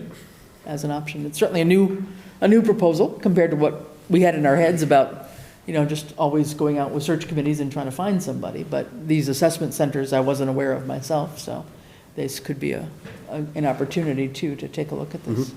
Okay. Yeah, given what we've heard tonight and based on what happened with the Citizens Home, I think an audit may be a good idea for the fire department and what really does need to be done for our fire department to make sure our citizens and their homes are safe. Okay. It'll also help, having that document, or whatever the final product is, will help us if we need to go to the voters for additional funds. Here's Absolutely. why. Yeah, here's the reason why, yeah. And we're not just throwing another 270,000 in to keep us on par with Granby. Right. Okay, all right, and I think with all that said, I think I would like to at least, though, acknowledge the work that the fire department did put in the other night, Absolutely. going out there. Yes. They certainly risked their lives to be out in the middle of all that. When you look at the pictures of the flames, were just amazing, so I can't imagine being right close up like neighbors and family were, let alone the firefighters. And thanks to all the different communities that responded. I mean, this was more than the usual mutual aid response, I think, from the number of towns that were able to join in, but we need to do some forward thinking, I think. Yep, okay. All right, Ed, would you like to read, Rini sent in a report, if you'd like to kind of go through that, please? Certainly. Select Board reports. Reedy sent this along since she wouldn't be here. CPC, next meeting is March 8th at 5:30 p.m., reviewing at least one CPA request. Board of Assessors met last week, hiring a consultant to work on cyclical inspections. I reported to Board of Assessors on data from an email survey from similar-sized towns and towns in the HRHS school district on office staffing, rate of pay, contracts for work, computer system, etc. Happy to share with the Select Board. Goals: hire a principal assessor, shared principal assessor with another town, or contracted service. Goal: recruit another Board of Assessor member. Goal for next budget is full coverage of office, admin assistant, total of 32 hours per week. Busy now, especially with personal and property taxes, excise taxes, and abatements. Next meeting is March 7th at 10 a.m. in person. Council on Aging meets March 8th, 4 p.m. via Zoom. Committee forming for hiring a new director. Council on Aging, ARPA funds, potential outreach worker, cultural trips, fundraiser. More limited van service due to recent resignation. Recruitment of board members. Several programs available. Check the monthly newsletter. Council on Aging Building Feasibility Committee met last February 23rd, finalized public presentation, public meeting, Norris Cafeteria, Wednesday, March 1st, 7 p.m., presented plans and gathered input. Ed or Chris, please report on public forum. Council on Aging, FS. Feasibility study? Must be, okay, yep. Continue to refine the evaluation of potential sites. Goal is to identify 1 to 2 sites and the actual building design plans and positioning on the sites. Next meeting is March 9th at noon via Zoom. Public Safety Building Committee met February 27th, 2023. RFQ is available on Combis. Deadline for submissions is March 16th. The project should start by April 28th, 2023, and completed by November 22nd. Committee will likely need additional funding. Hopefully ARPA is the select board willing to encumber funds. Available $125,000, $50,000 state economic development legislation funding, $75,000 from the ARPA town approval. Voted yes to recommend associate members. Chief Workman will be setting up a site visit. Hadley Public Safety Complex, March 16th, 2023. Next meeting is Monday, March 20th, 2023 at 4:30 p.m. in person. Okay. And then just on the public forum, those of you who were able to tune in, those that were there, let's start with that. There was a very good turnout, I thought. Probably about 50 people, I would guess. I'd say something like that. It was quite a good turnout up at Norris School. We had thought erroneously that this was being televised live on 191, but it got mixed up with a conflict in schedule with the planning board. So those of you that were at home kind of watching and wondering what was going on, you were probably listening to the first few minutes of the planning board. But anyway, the YouTube video is up of the meeting. You can find it on the website, and I would encourage everybody to listen to it and hear the progress that's been made on that. But it was really quite a good turnout, I thought, and a lot of good information, a lot of good questions from the audience that were there. So that was encouraging. Okay.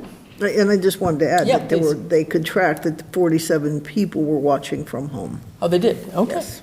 Oh, On YouTube. On YouTube, I was going to say, not on 191. No. Okay, well, that's great. So then that's closer to 100 probably. Closer to 100 people in attendance of sorts. So that's great. And then I know I've talked to a few people that have watched it since as well. So I think there's a lot of interest out there for that. So that's great. There was also an article in the Daily Hampshire Gazette. Yeah, okay. Good. All right. So next up, Ad hoc Grant Committee, just two things on my end. Other than the wrong owner. There's a grant I think I told you about that we've been waiting for that had been put in through tie and bond with the Highway Department. This is for a townwide culvert assessment. And this was through the Clean Water Trust, the State Clean Water Trust. And we've just received word that that has been awarded. It's a total of $140,000, of which $84,000 is the grant, and the rest is the town match, of which we have done some of this in ARPA, and we'll get to it later on with the ARPA, but one of the sticklers of this grant is that we have to somehow show the state that we've actually obligated, or we have appropriated rather, $140,000, the entire amount of the grant, in order to start drawing down and treat it as a reimbursable grant. So even though, we've put up our 35 already and our in-kind amount, we have to still show them that we have put up the full amount that includes their portion. So there is an amended ARPA request before us tonight to consider. Maybe not tonight, but sometime as we get into ARPA, we'll be looking at that. But that's one grant that did come through, which should be great, because I think that's a necessary task that needs to be done that would help us in general in terms of any hazard mitigation, flooding issues, just understanding mapping, even understanding where the culverts are in town, what shape they're in, which ones need replacing, et cetera.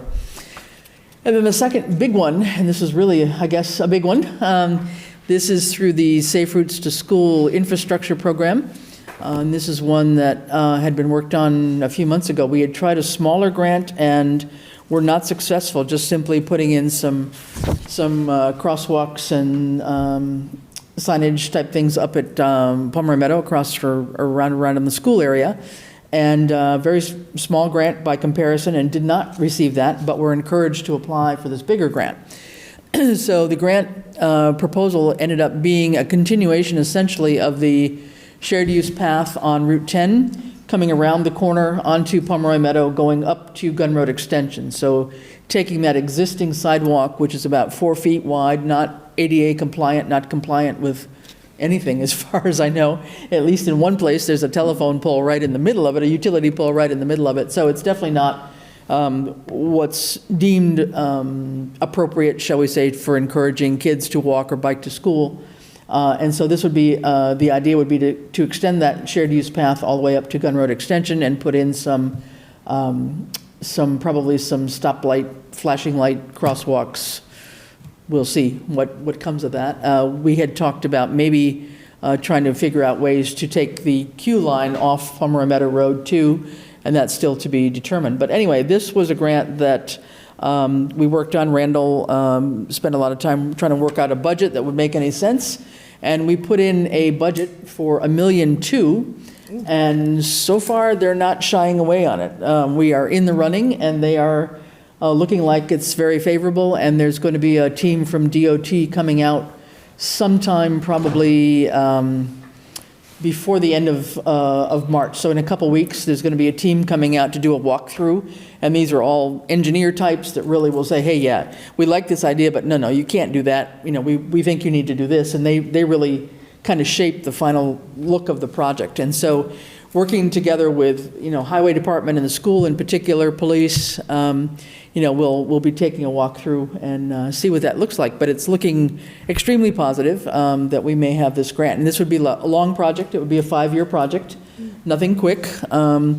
But it would be, an extension of our walking and biking areas in town, which would be great to go on up to the school.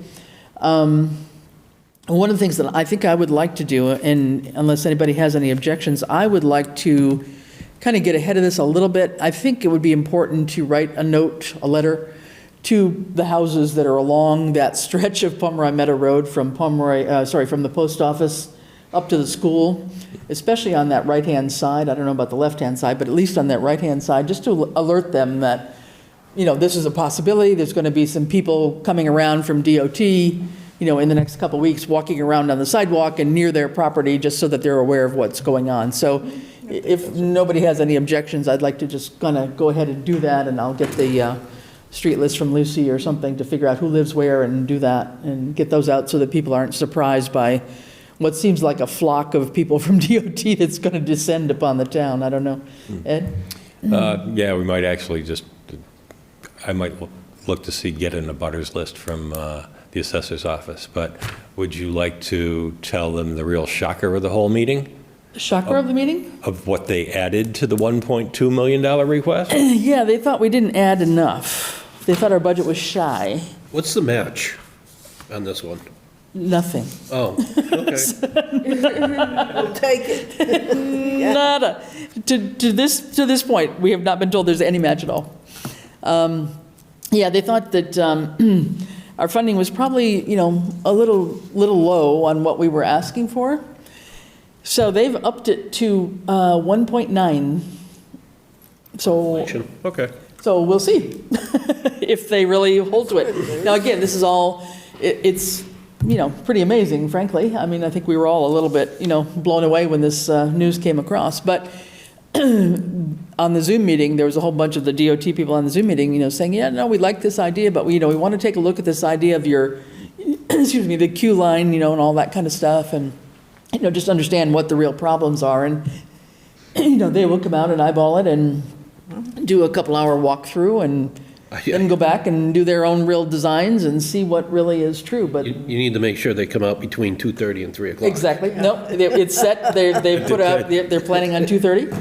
That was a requirement. We requested that they come out during the Let some pickup people know time. we could just throw an extra 20, 30 cars in that line. So they were planning on coming out during pickup time. So somewhere in the next week or two, they'll finalize this, well, before our next meeting, they will finalize what day they're actually coming, I'm sure. And they were great, because Randall explained that we had done, and it was before I got here, the Safe Routes to School on Route 10, but that it actually ends right after the Cumberland Farms. So actually within themselves, they asked another department to see if there was any pedestrian bicycle money that might be able to finish the loop to go the other way. Go the other way. So it's like, and it was sort of like, it was Well, one of the guys actually pretty much said, that money is not the object. It was kind of that attitude on the line. It was just like amazing. I mean, they want a design. They want something that's really going to feed into, the safe routes to school. No, I mean, they really are serious about, and so the whole idea of having cars line up is like, no. We want more kids walking and biking. We don't want people, dealing with this. So we'll see how it goes. But I mean, we have made it beyond the first round or the first triage, which is just pretty amazing. So thanks to everybody who's been involved in putting that together. But anyway, so that's the biggest news that I think we have. It's very big news. Yeah, and the other one I'm working on, Kate Brooks and I have been focusing on a little bit on the on the one-stop grant, which is this one I've mentioned before. You put in expressions of interest, and the state sends them around to different departments, different agencies, and thus far, the only one that we're putting forth is going to be trying to do something to talk about the public safety complex idea in terms of what we might need for some future construction money type stuff. And that's got to go in on the 15th or 16th. We were going to put in Hamden Pond's sewer idea as well as an expression, and we were told pretty much that that is not something that they would entertain. That's more for other agencies, not this particular grant. So that one has kind of fallen by the wayside, temporarily at least. So we're working on this, just the expression of interest for the one-stop grant, which will, if we get it in, then, and they give us any positive feedback, then there would be an actual application that would have to be done during the month of May.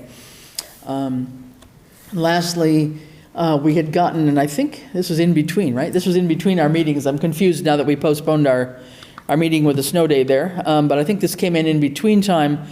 We had an email from Senator Warren's office that was basically talking about congressionally directed funding. And this is something that she and Senator Markey have done in the past, and then I think we had known already that Congressman Neal maybe had reached out to us, maybe even last year, I'm not sure. But they have some sets of funds that they kind of try to put aside for municipalities based on requests and needs of the municipalities. So they were asking us for any ideas that we may have to be sent in to Senator Warren and Senator Markey. Again, that's due the same time. It's due in a week's time, on the 15th, actually. And probably we'd try to float the public safety complex again, unless anybody has any other ideas. And this is it's nothing guaranteed, but sometimes they, when they come out of all of their committee meetings, they still have some funds available that they can kind of earmark for certain localities. And, they would encourage us to keep on looking for other grants. This is not a sure thing at all. It's just, maybe put in their request and see what happens kind of thing. Of course, with any of these, it's not simple. It's a 7-page request, so it's not, please, can we just have some money for a public safety complex? So anyway, so we've got some things in the works, but trying to see if we can at least get the word out and maybe be lucky with somebody who responds positively. So that's the focus of the grant committee right now. We will be having a cost efficiencies meeting next week. And we've already actually gone through the fire department. We're going to be talking with Ian on the police department, sort of structure and organization and challenges there. So that's where we are. All right, if nobody has any questions, we'll keep on moving here. We have, I think, one resignation, right? Yes. Yeah. Right, yeah, there it is. We have a resignation from Elaine Buckley from the Board of Registrars. She had just written to say that she was resigning effective February 10th. Wish you continued success. So, Motion to accept? all right, Second. all right. That was a John and Joy. All those in favor? Aye. Aye. All right, motion approved. All right, and so that would also create an opening on the Board of Registrars. So along with all of these things, keep in mind, folks, so we would love to have some volunteers in town. There's not only volunteers, but there's elections coming up, and there's papers to be pulled to get nominations done. Please see the town clerk if you're interested, because I think papers have to be turned in March 28th. March 28th. Usually it's about 32 signatures that you need to be able to be on the ballot. So please think about. There's lots of possibilities out there to get involved. Okay, next, new business. The attestation of police chief for good moral character, fitness for employment. So, And this is Better Ian? part of the new police reform law. so. okay. Yeah, who would like to just tell us what this is all about a little bit? Yeah.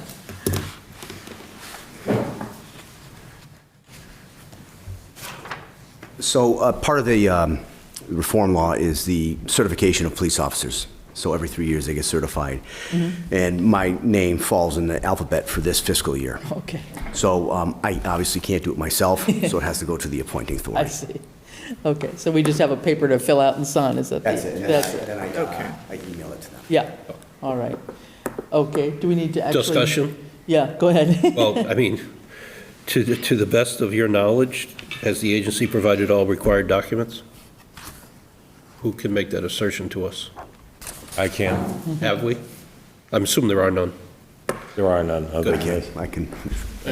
Make a motion to approve this and authorize the chair of the select board to sign off. I'll second that. All right. Motion and second by Francine. If no further discussion, all those in favor? Aye. All right. So, very good. Thank you. All right. Great. Will do. I'm going to sign that right now. If you sign it there, I will fill in the rest. I'll probably have Judy fill it in. All right, good. All right, next, just fairly simple. As you may know, we've been part of the Mayor's Monarch Pledge through the National Wildlife Federation for the last couple of years. Every year we have to renew our pledge about being involved in this, and this is just basically just to refresh people's memory. This is for both mayors of big towns and also small towns. But basically, this was a program launched in about 2015 to engage cities and communities in both monarch, butterfly, and pollinator conservation efforts. And over the last 5, 6, 7 years, there's been about 6,500 acres of restored habitat for monarchs around the U.S. And so every year, they ask the towns and cities to commit to continuing the efforts, and Southampton has been moving slowly, but we've been moving forward. Last year we had involved 2 or 3 different activities, especially through the church, through the Scouts, through the new gardening club in town, through the Conservation Commission. Various things have taken place. So a couple of the ones that had been involved was to launch or maintain a public communication effort to encourage residents to plant monarch gardens at their homes or their neighborhoods, engage with city parks and recreation to identify opportunities to revise and maintain mowing programs and nectar planting programs. And if you recall, work was done last year, a little bit, a small patch over at the Bree Field and then along Conant Park split rail to do that. Hosting a native plant sale involving removing invasive species on some of our conservation properties and trails. Those kinds of things of what have been committed to in the past, and I would propose that we commit to the same kinds of things going forward. Those are the ones that people have shown the most interest in, and we probably can mobilize some of the community groups to help us carry out some activities. And in your package, you had the report that I tried to do that talked about what we had done last year, and then a bunch of photos that illustrated some of that. So if anybody has any questions, I'll be glad to try and answer them, but I would like to recommend that we put in our pledge again this year. Was basically the same grouping of activities. I'll move to renew our Monarch Pledge. Second. All right. Any questions or discussion? All right. All right. All those in favor? Aye. Aye. All right. Thank you very much. We'll probably do a little bit of something around Earth Day as well to promote this idea. But we will get that going. So anybody who's interested in helping out there too, that would be most appreciated. Let me find this right. Okay, so next we have our ARPA tracker, which I think I put aside somewhere here. Hold on a minute, I'm going to look at it online.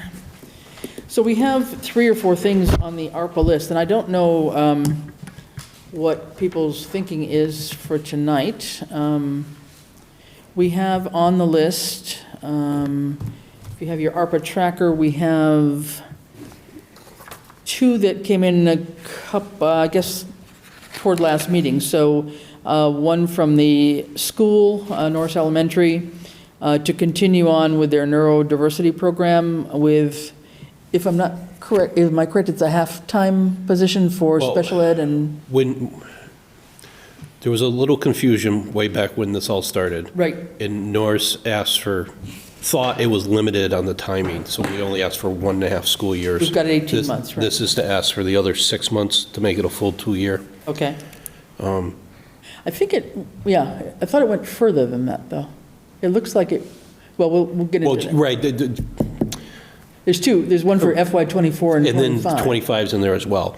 I will say that I think you were heading down the direction, what's the committee want to do with all these as a group in that. I would just say that we're on the list to approve the final budget tomorrow night for Norris, so at least the 24 portion would be good to know what direction the committee wants to go in. Okay, all right. So there's that one. There's the Board of Health has put in a request for emergency funding for the Health Department Inspection Service.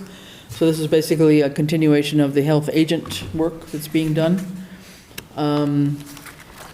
The one that I mentioned, I did, and I wasn't sure, we have to sort of see whether you think this is the way to do these. I had put in a 16A amendment for that grant match. But I mentioned to you that we have put forth $35,000 as our match for that culvert assessment grant, but we actually need to show them that we have $140,000, which will be then drawn down, reimbursed by the state. But the only way I thought we could do that would be to either put in a new application or amend it. So I chose to throw in an amendment, but then 2 of these others would probably be in that same format if we chose to amend these or take them as new proposals. I don't know.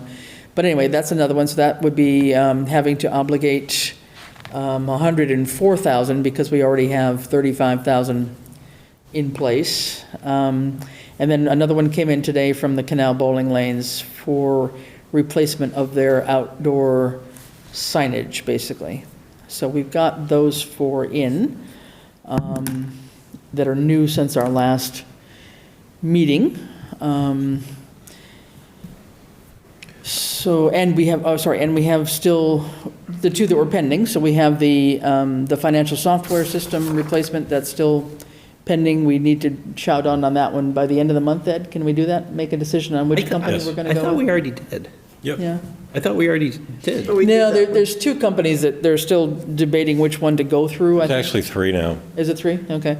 We put it as a pending one. So that's pending, and then that, the zoning bylaws ones that Paul Damon was just talking about tonight, that's on a pending scale there too. So, I mean, out of these, yeah, I mean, other than the Canal Bowling sign issue, we would either pick them up in ARPA or somewhere in the budget.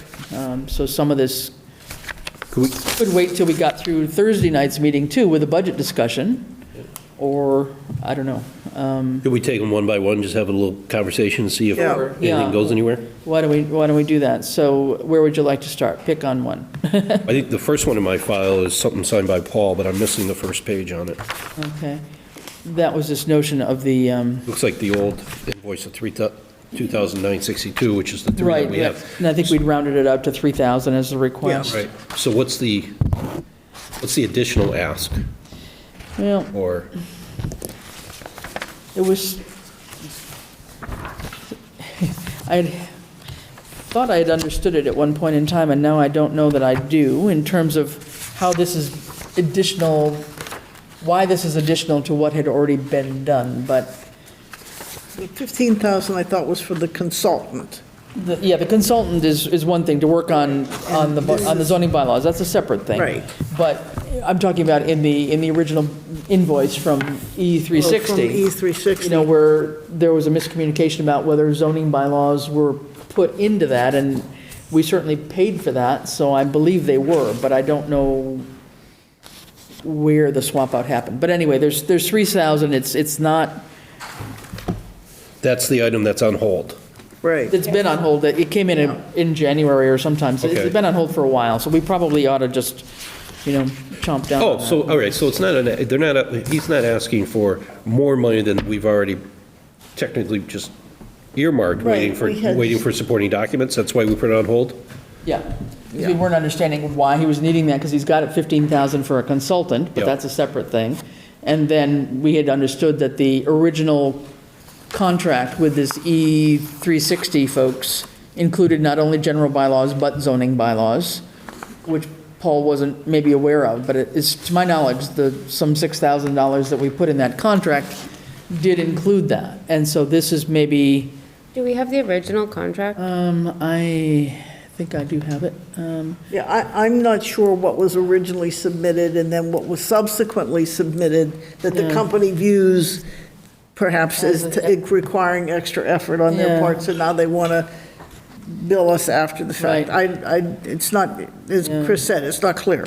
Yeah. And have we gotten like a supplemental invoice or a statement? We did, Asking for which money? we had That's the in invoice for him.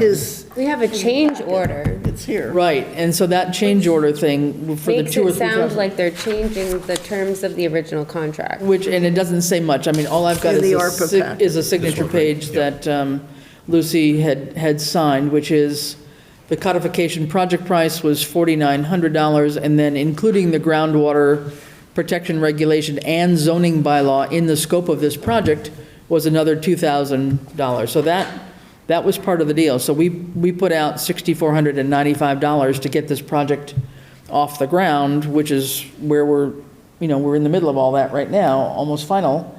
And then there will be, I think, an $1,100, almost a $1,200 annual maintenance fee that Lucy would have to put in her budget as sort of the overall manager and keeper of the bylaws.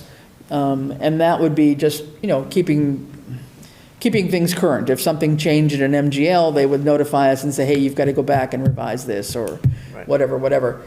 So that's a separate thing. So this extra 2,000 to 3,000 is still a little bit of a mystery to me, but. From my interpretation, is what was billed originally was based on the existing bylaw. Right. And based on this change order, they're looking at all the edit. I think they're just basing it off all the edits. Back here, it's, The 22 additional files? Yeah, Yeah. that the planning board has done. I mean, it's like years of work that they've put into revising these zoning bylaws. Yeah, I think what might have happened, I don't know if when E360 came in and grabbed off of what was publicly published, from the general bylaws and the zoning bylaws, they grabbed those and maybe were not aware of the ongoing work that planning was doing. Yeah, I don't think. And so what had been published maybe was really outdated. Yeah, some of it was. And then, so they then have now had to pick it up and kind of not even pay attention to what they had done before, but pick this up. I would say, we earmarked the 3,000 for it. I would say we move forward with it because, they invoiced us on the 14th. Paul Right. signed it of October. Paul signed it November 14th. Yeah.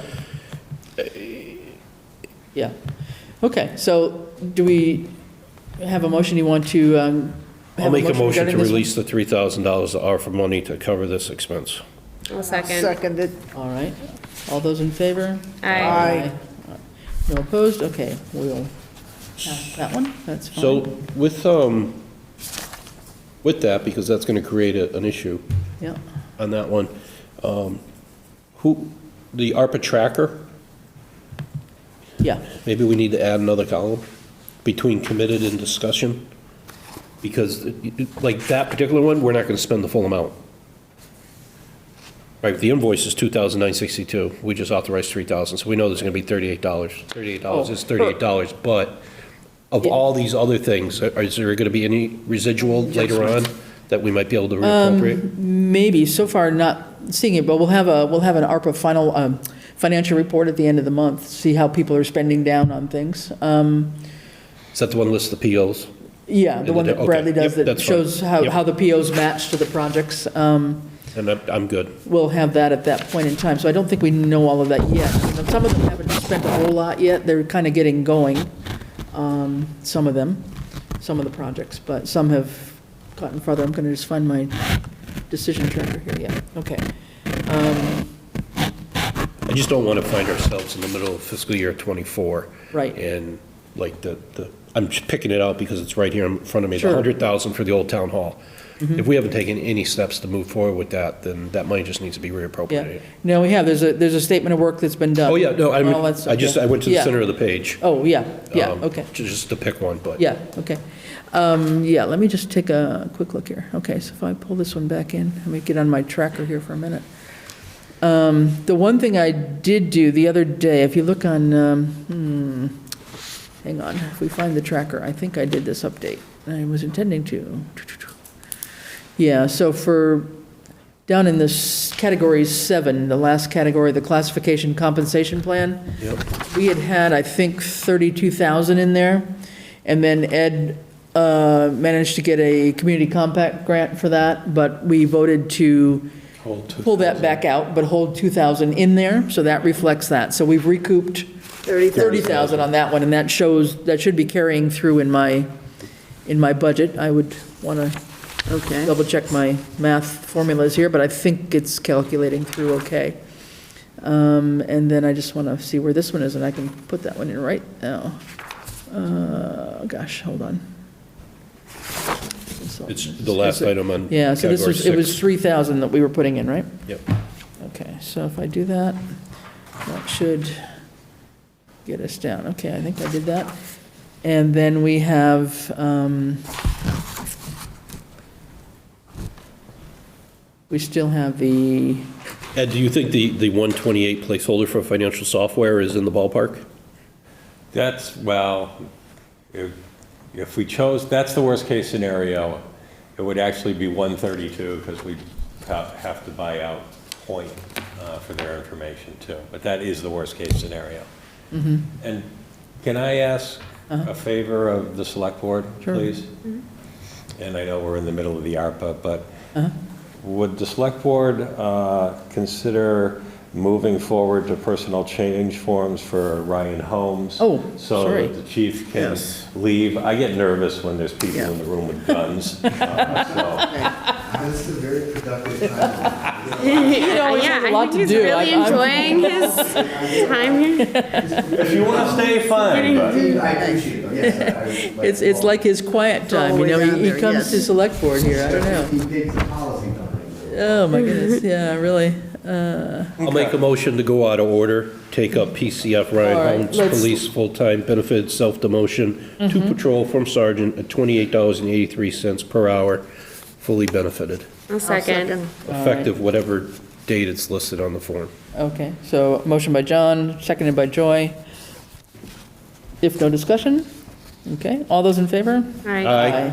Okay. thank you all very much. Passes. Thank you. Appreciate that. Yep, thanks for, had not picked up on that one, being in the mix of everything here, so yeah. Well, he's so quiet over there. I know. So that's fine, good. Let me get this done here. All right, so what I was going to try and do is see what this meant for us. That 3,000 won't change the bottom line. 'cause No. You already had it. Not much, that was already in there, right. Yep. I had already put that in the little ARPA money there, so that's fine. But we did have, still then, to be determined was that 128, right, yeah.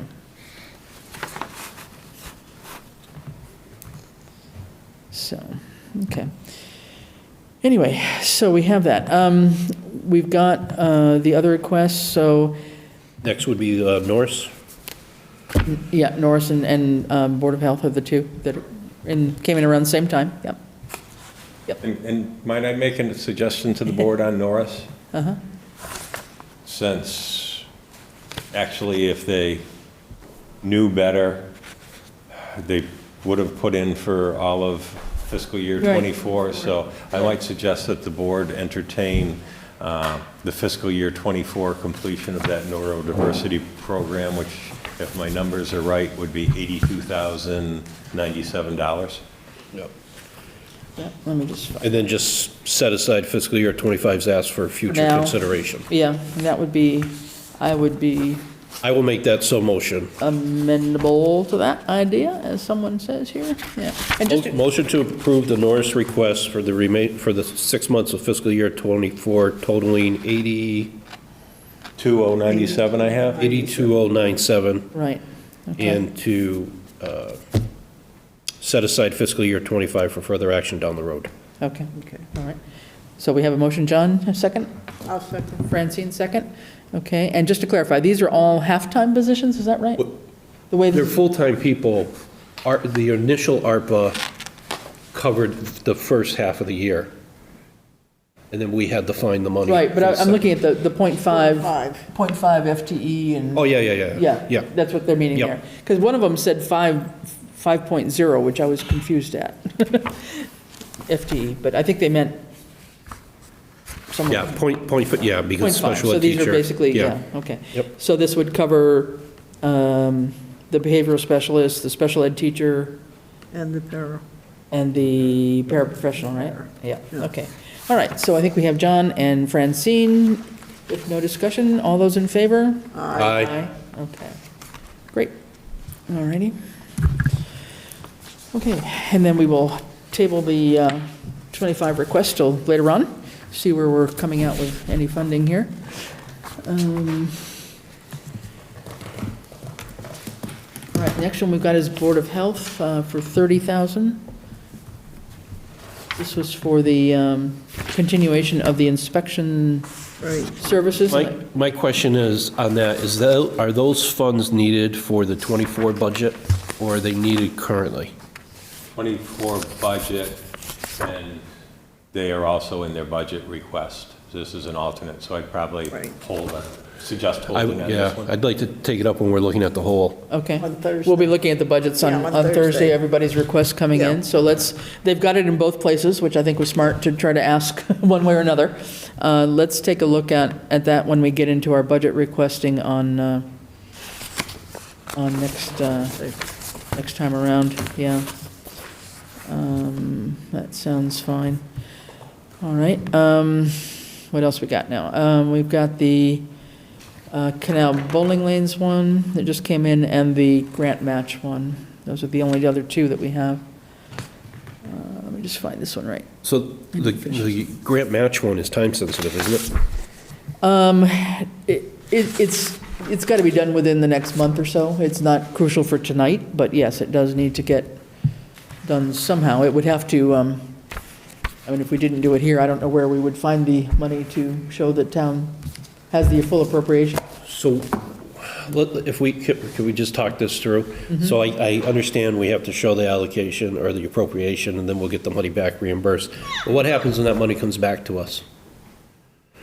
Being ARPA, does this throw a wrinkle in this? Because normally a reimbursement would come in and then it just falls out as that, whatever year it's received, and that next year's free cash, right? Mr. Town Administrator? I would probably recommend that if there's a vote on this, that somehow in there and of course, the select board at its sole discretion can expend ARPA funds rather than going to a town meeting like we have done with some of the grant funds or whatever, and have actually, as part of that warrant article, said those reimbursable funds will go back into CPC or whatever. So I would probably recommend that the board, as part of a vote, if it does vote at some point on this, make it conditional that any reimbursable amount come back into the ARPA funds to be reallocated. So, But if it's a 5-year project, Yeah. No, this wouldn't be. am I confusing the two? Yeah, the culvert one, no, that would take 5 years. But the problem, I think I might have, because this is all got to be, that was part of our confusion early on. this has all got to be allocated, appropriated by the end of December 24. So depending on how long that grant takes, if we didn't use it all, coming back in, we can't reallocate it for anything. If we didn't spend anything, if we didn't know until January of 25, then we're going to be, Well, I thought it had to be encumbered by the end of 24 and dispersed by the end of 26. it's going to be expensed by the end of 26. Right. But encumbered by, yeah, that's true. 24. Encumbered by the end of 24. So If we got a reimbursement, I mean, how about hypothetically, yeah, before the end of, and I'm going to have to go back and look and see if it's Right. by the end of calendar year 24 or the end of fiscal year 24, there was a vote by the select board to possibly take any potential reimbursement back from this allocation and reallocate it to another ARPA request. That ARPA request would have to obviously sit in limbo until it actually happened, but I think that would meet the requirements. okay, before, if it happened before December 24. Okay, so some sort of language that would present that correctly. Yeah, so that it's on the books as being reallocated, Yeah, at least a vote for being reallocated. okay, That makes sense. all right.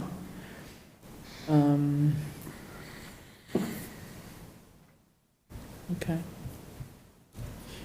Do we want to, I mean, we can wait on this till the next meeting. We don't have to, decide on it tonight if we want to get the language more clear in our heads or written out so we can talk about it correctly. Or Ed, you can repeat what you said. So what we have in this 16A, so two things. So under the 16, we had 35,355 or something already in there, and then this would be another, whatever, 104, or, wait a minute, is that right? Yeah, because it's 140 altogether. So that's what's got to come in here for the actual amount. I'm losing my right paper here that had the amount, but anyway. So I think it makes sense to actually do an amendment to the earlier approval rather than, just calling it a brand-new thing, really, is how I was kind of looking at it. So this would be a request to actually approve $104,445 as an amendment to project number 16. Right. Which was originally 35,355. Correct. And this is to show that we have appropriated the entire amount of the grant, and should the grant, I'm trying to formulate the words here. That's the total 140. The total would be 140. Right. Right? So I'll move that we amend proposal number 16 titled MVP Grant Match by increasing the award by an additional $104,645, bringing the total to $104,445. Yep. I mean, $140,000. Bring the total to 140. Let me just check this math. It was 104, This isn't adding up. 445. It looks like it's $200 short, guys. Hang on a minute. Do we have a wrong math number? I'm looking at one place, and you're looking at another. I'm trying to. The tracker shows we approved Right, 35,355. and the tracker put in 104.45, but and that isn't adding up to 140. So I need to go back. 104,645. Huh? 645. Yeah, it might be 645 rather than that.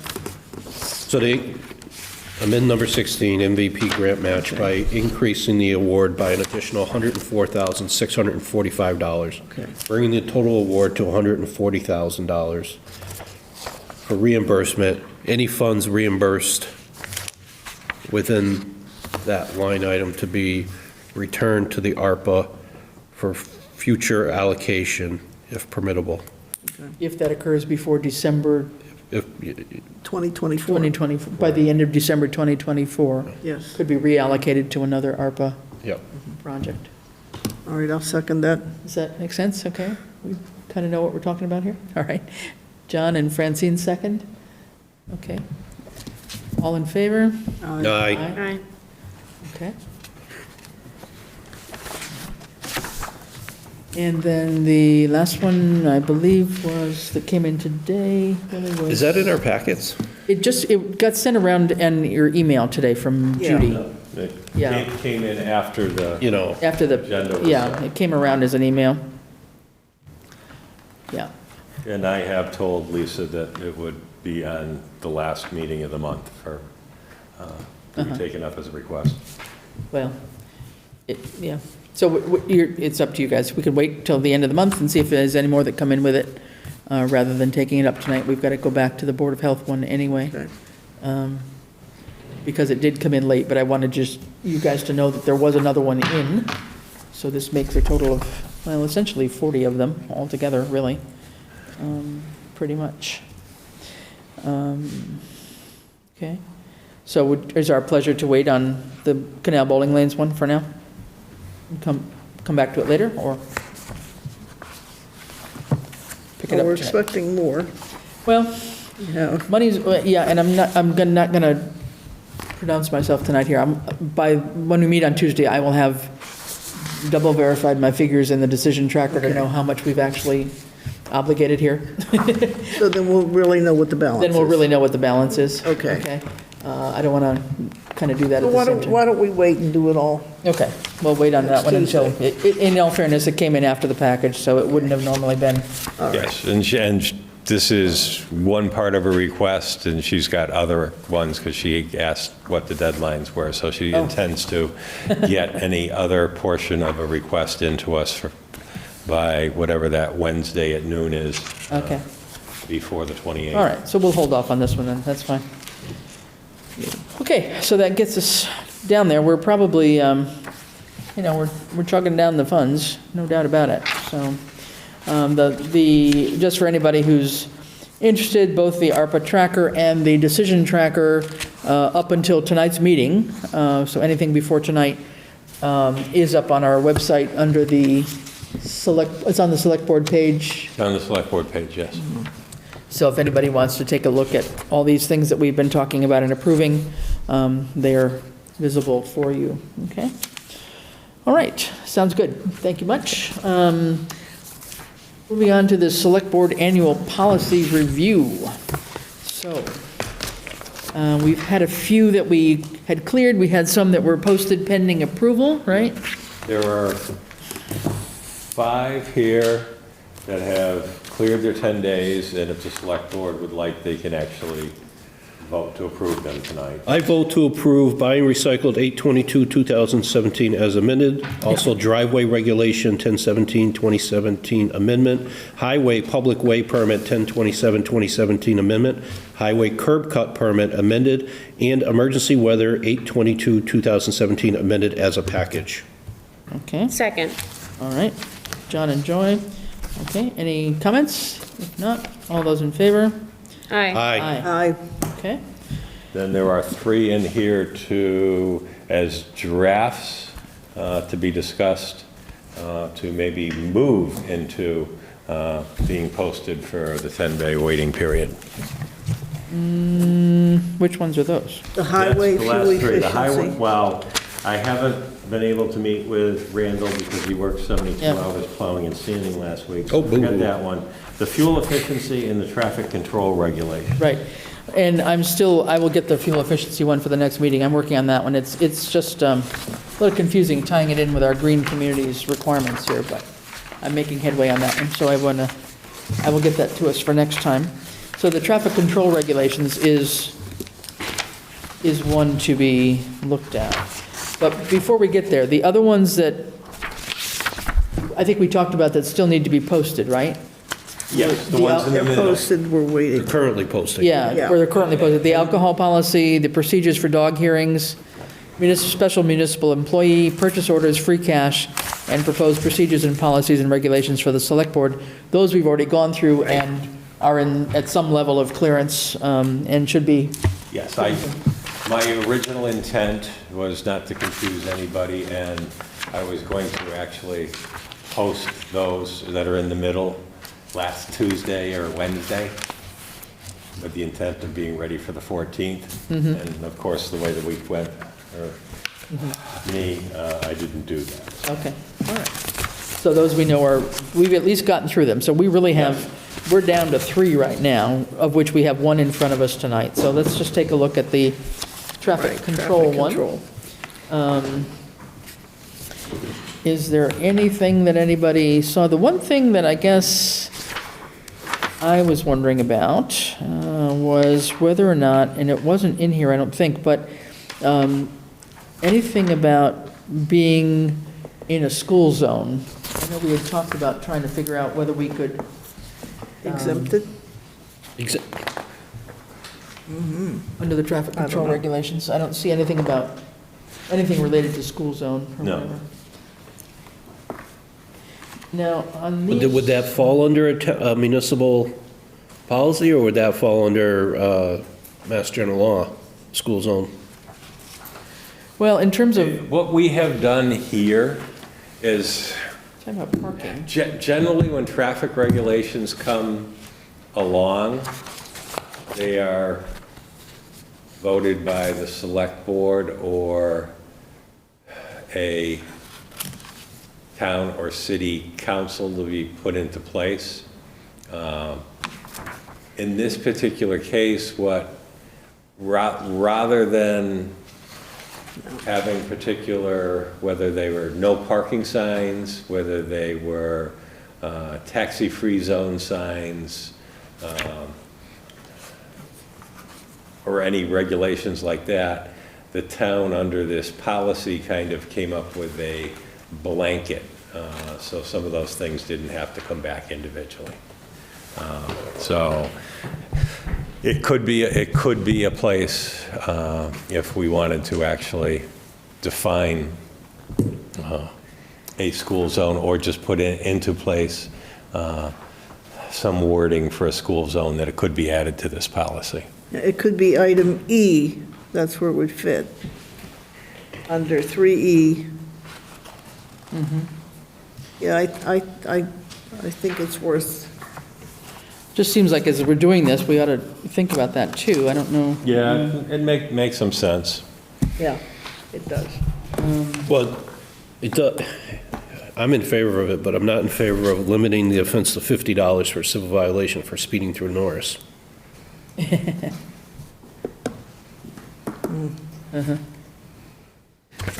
Francine, you were saying 3E? is where you- Yeah, under that's the enforcement part, prohibited yeah. operations. 3E. 3E.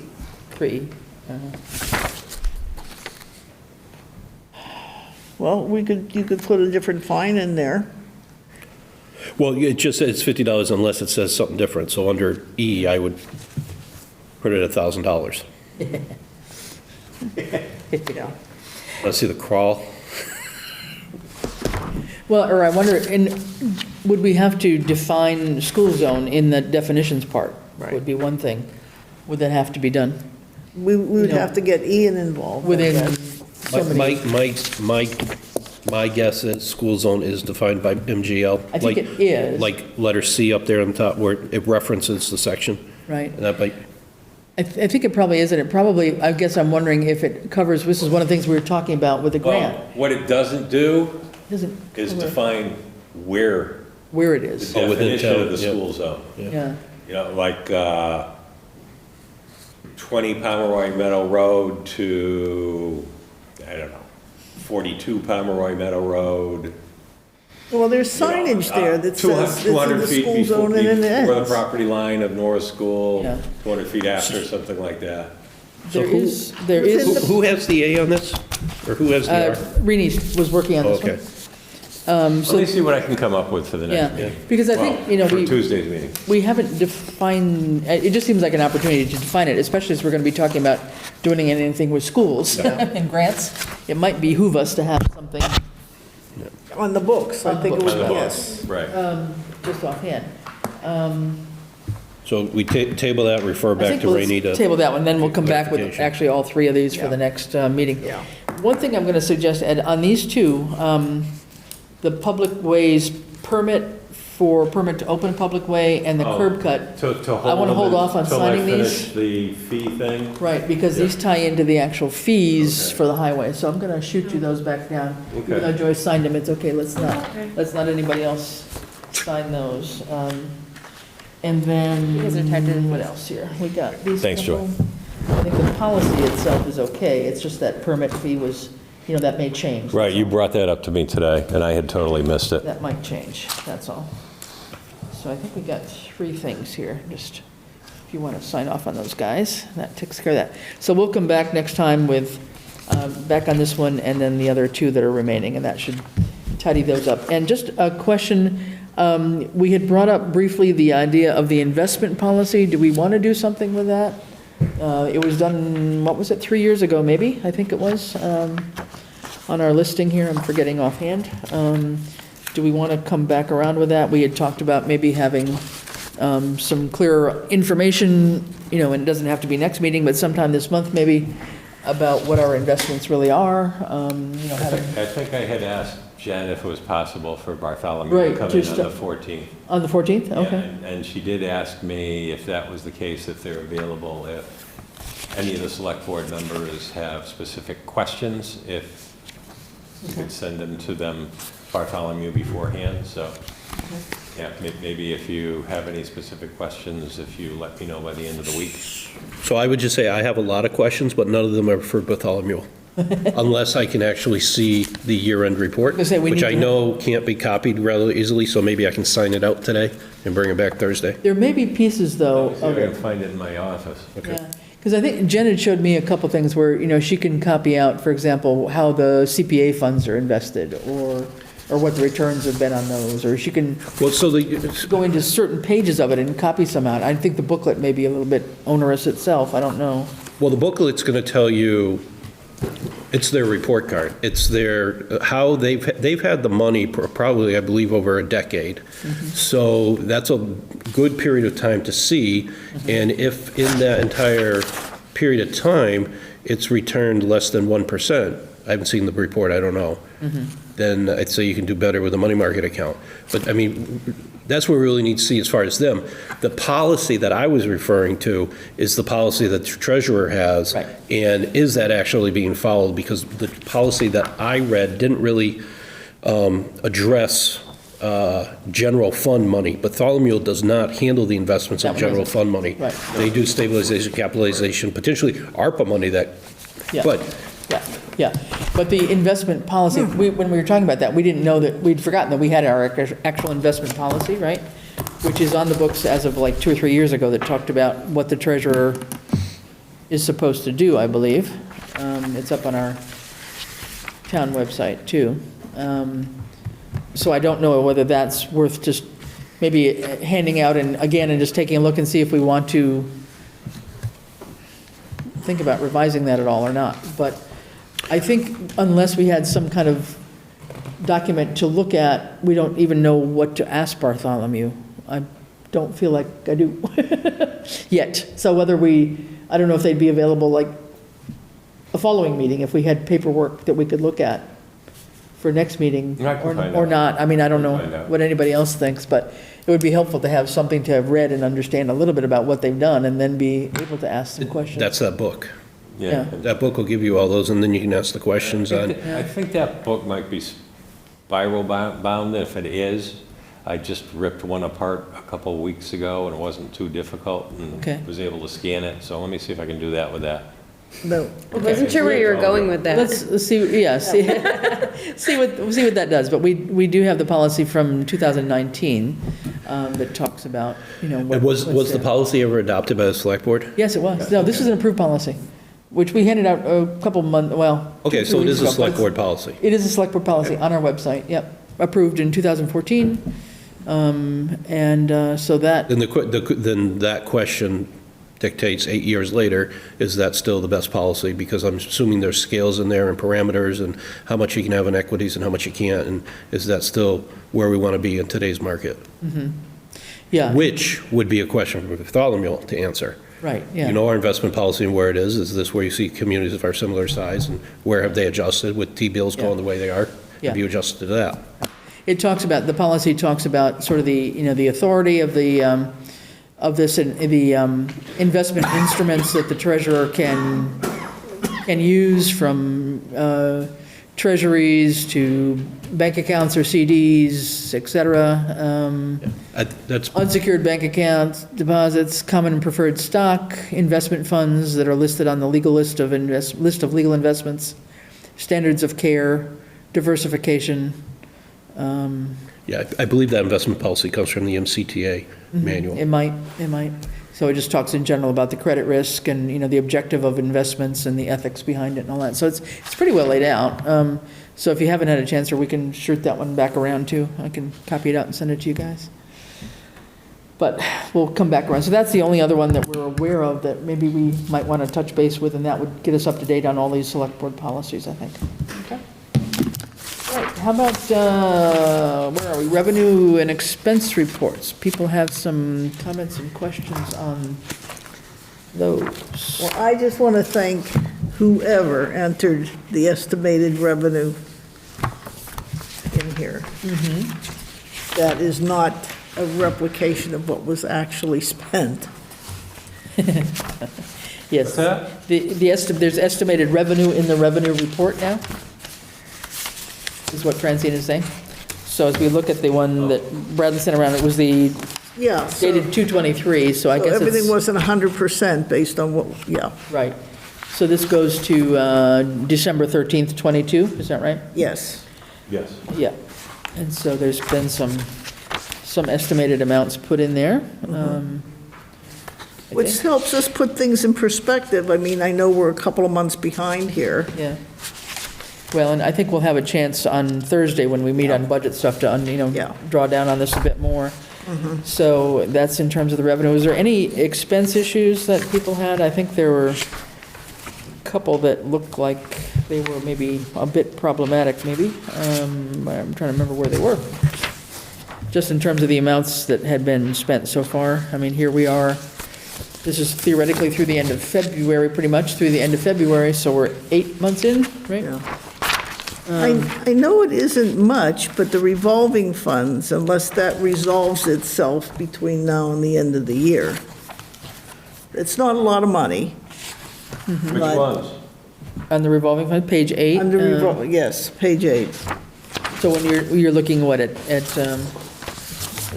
the over expenditures. the negative balances there? Yeah. Yeah, those actually have to be reconciled by the accountant. Okay. To bring in the actual revenues. All right. To go against them. Okay. So that still remains to be done, okay.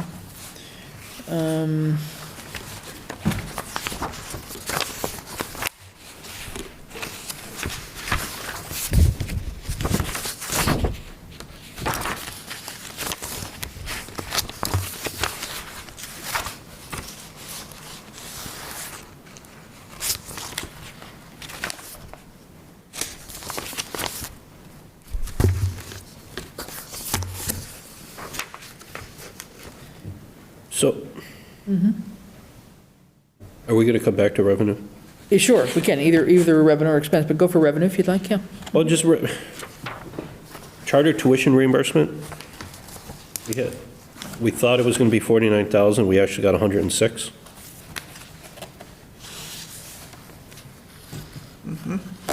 What page is that, John? Sorry? Page It's on 1. the first page at the bottom. Oh, yeah. So we beat goal by 213%. Cool. Well, I know, but there's got to be a backstory or an offset coming. The other licenses I get. And though, Ed, you and I were talking today that in terms of our Chapter 90 funds, however, our revenue is going to be piddling in terms of the increase compared to last year? Yeah, it's all of $1,000. $1,000 increase compared to last year? I'll just let the select board know that I did submit a letter of testimony on House 52, lobbying for an increase in the annual Chapter 90 allocation from $200 million to $330 million, basically for 11, and and we're a small town, so we not only usually use it for the actual road rehabilitation, but we use it for, engineers. We don't have a town engineer on for larger projects, and we don't have a town engineer on staff, so we also use it for some review there too. But just to let you know, for the past 11 years, Chapter 90 on a state level has been funded at $200 million. The National Highway Construction Index shows that over that period, the index level of inflation is 65.7%. Yeah. So as we look at what we can and cannot do with highway repair and maintenance around here, that's part of our issue, right, in terms of the small amount of money that we get. Do we know when we normally get our, who owes us the payment in lieu of taxes, that $50,000? That's got to be one government entity. I think it's two? I think it's two. I'll find out for you. I know it doesn't. One of them the Hoyle Water? I know the payment doesn't show up till April or May. Okay. Yeah. All right. One's got to be the reservoir, that type Yeah, no? I think the largest portion of that is, and maybe it is the only one, is Tyke Harmony. Yeah. All right. And then, just because I've been harping on it, I like on page 2, I'm happy to see that we're over budget on our earnings on investments. Yes. Is that a couple of years' worth of catch-up booking? Since last year was 0? It was very low. Actually, it was one of the things when Bradley and I were going through doing the revenue estimates today, I actually looked at it and went, we've got how much halfway through the year? Yeah. So we'll come back into this in more detail on Thursday, so, you've got a bunch of information that Bradley sent around, the combined spreadsheet of the various departments. I think we've still got a couple that are not included in that spreadsheet, but we've got all the narratives that go with all the departments and boards and commission requests. And just one more question. Free cash is in here at $338,000. Is that an accurate number? You haven't certified. I should say the revised estimated revenue is $338,042. So has our free cash been, did I miss that? Our free cash get certified? No, it has not been. Okay. That's the end of page 2 on revenues. End of page what? 2. 2 on revenue. It has a number in here. Yeah. Yeah. 338, it's the estimated. 338.42. Yeah. Yeah, I think that's just carried over from what the actual previous year's dollar amount was for it. Okay. All right. Is there any concerns on the spending? Are we looking at anybody that's got any overages or getting close to the wire here in terms of? I will just, for that, I don't want to mention, town administrator would like your attention. I don't want to mention a department head by name, but I do want to go the opposite way, and I want to applaud the efforts of the town accountant on, he didn't send it to us, but he sent an email out to a department head questioning overspend and warning that you're getting close, and for all the right reasons, the department head included the select board on his response, but it was good to see that communication is happening before these reports get to us. Great. Very good. Yep. Yep. Chris. Yeah, go ahead. I have some concerns to be brought up since I have an edict from the select board of no deficit spending. Yeah. And I will just let you know that I have an invoice waiting to be paid under photocopier lease and supplies, which, if it was paid, would take the account to a negative $263.12. And I have done the analysis to the end of the year. And for the lease payments and the paper, I expect one more purchase of paper. It would actually take that account to a negative $1,376.85. One reason is I actually originally expected we would have the new copier in September or October. We didn't get it until, I think it was February. And the other is that paper has gone up tremendously. That's one. I will let you know that I just received the invoice for our workers' comp audit. That invoice is for $6,213. There is $31.68 in that account. Which line is this one now? That's the workers' compensation. Under general fund? Which would be under townwide or employee benefits, towards the end of the general fund. What, can I ask a question, Chris? Go ahead. Why is that one so far off? I'm going to have to spend some time looking at it. I'm not sure if it's because of the payment for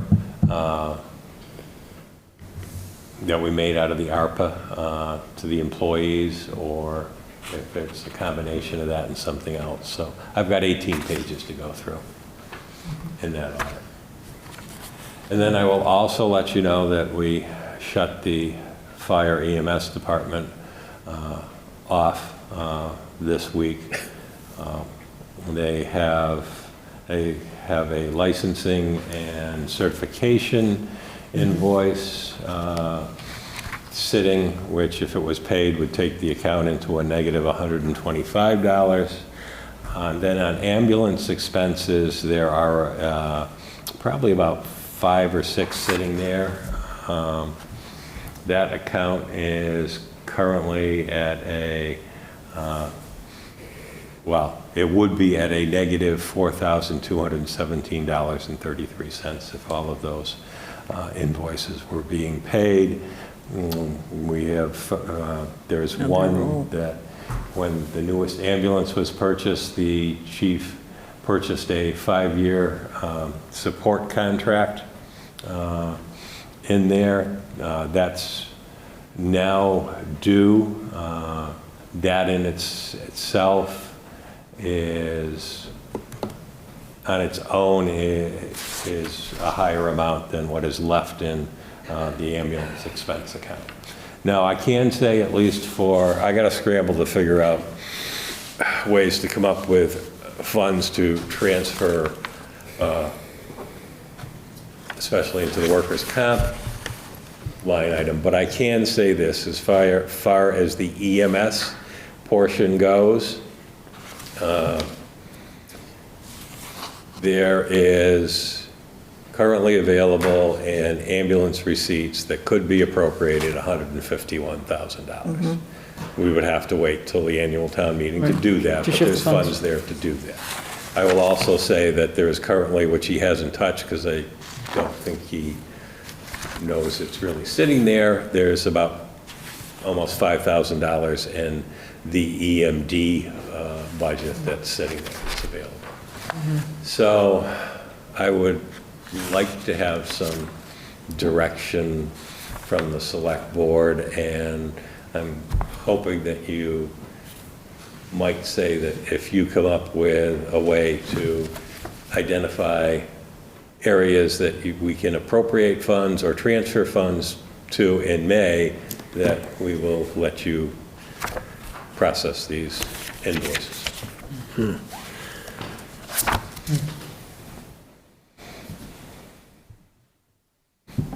So even with the ambulance expenses, it looks like there's about 4,000 left, but you're saying it would go 4,000 in the hole with the bills that are out there? There's 4,000 left. And I'm doing this by memory. I can actually go up and get them if you'd like to see them in the actual amounts. My memory is, I believe that one support contract to renew it for 1 year that is now due is like $4,700.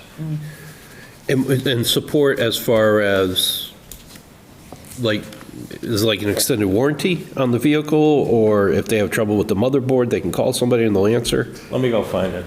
It's going to be easier for me to answer this. Okay. I know one is, there's a striker support coming up, and I'm not sure if that's this or, hang on. Okay. All right. I would say, The other one, winter roads expenses, looks like it's slightly over right now. Yeah, that,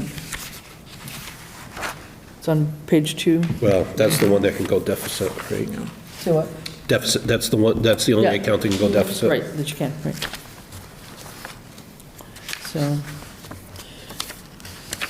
well, and what we could do is, I mean, just to understand more of these, get these laid out more clearly rather than Ed just talking about them, when we get back together on Thursday, just to kind of look and see what this really means here. I mean, if we've got some bills to pay, that's another challenge, right? If things are overdue, or will be due. on the warrants that I sign, Bradley always attaches a sticky, as Yeah. a, you know, just as a notation for the ones that are over budget already. Okay. No, I'm glad that, you know, he's keeping good track of that. keeping That's track, great. yeah. Absolutely. Mhm.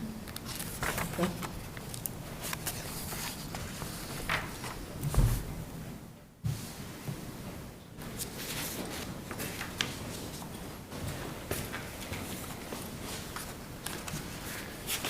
Yeah, okay, I've got mine for Xerox for the 31154, which would take that account into that negative 26312, but we've got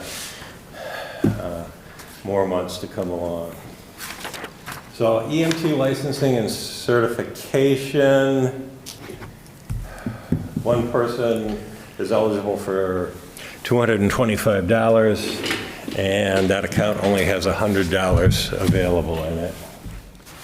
Ambulance expenses are the ones that add up. So it's a software support for OCI, and that alone is $4,957. So let's see.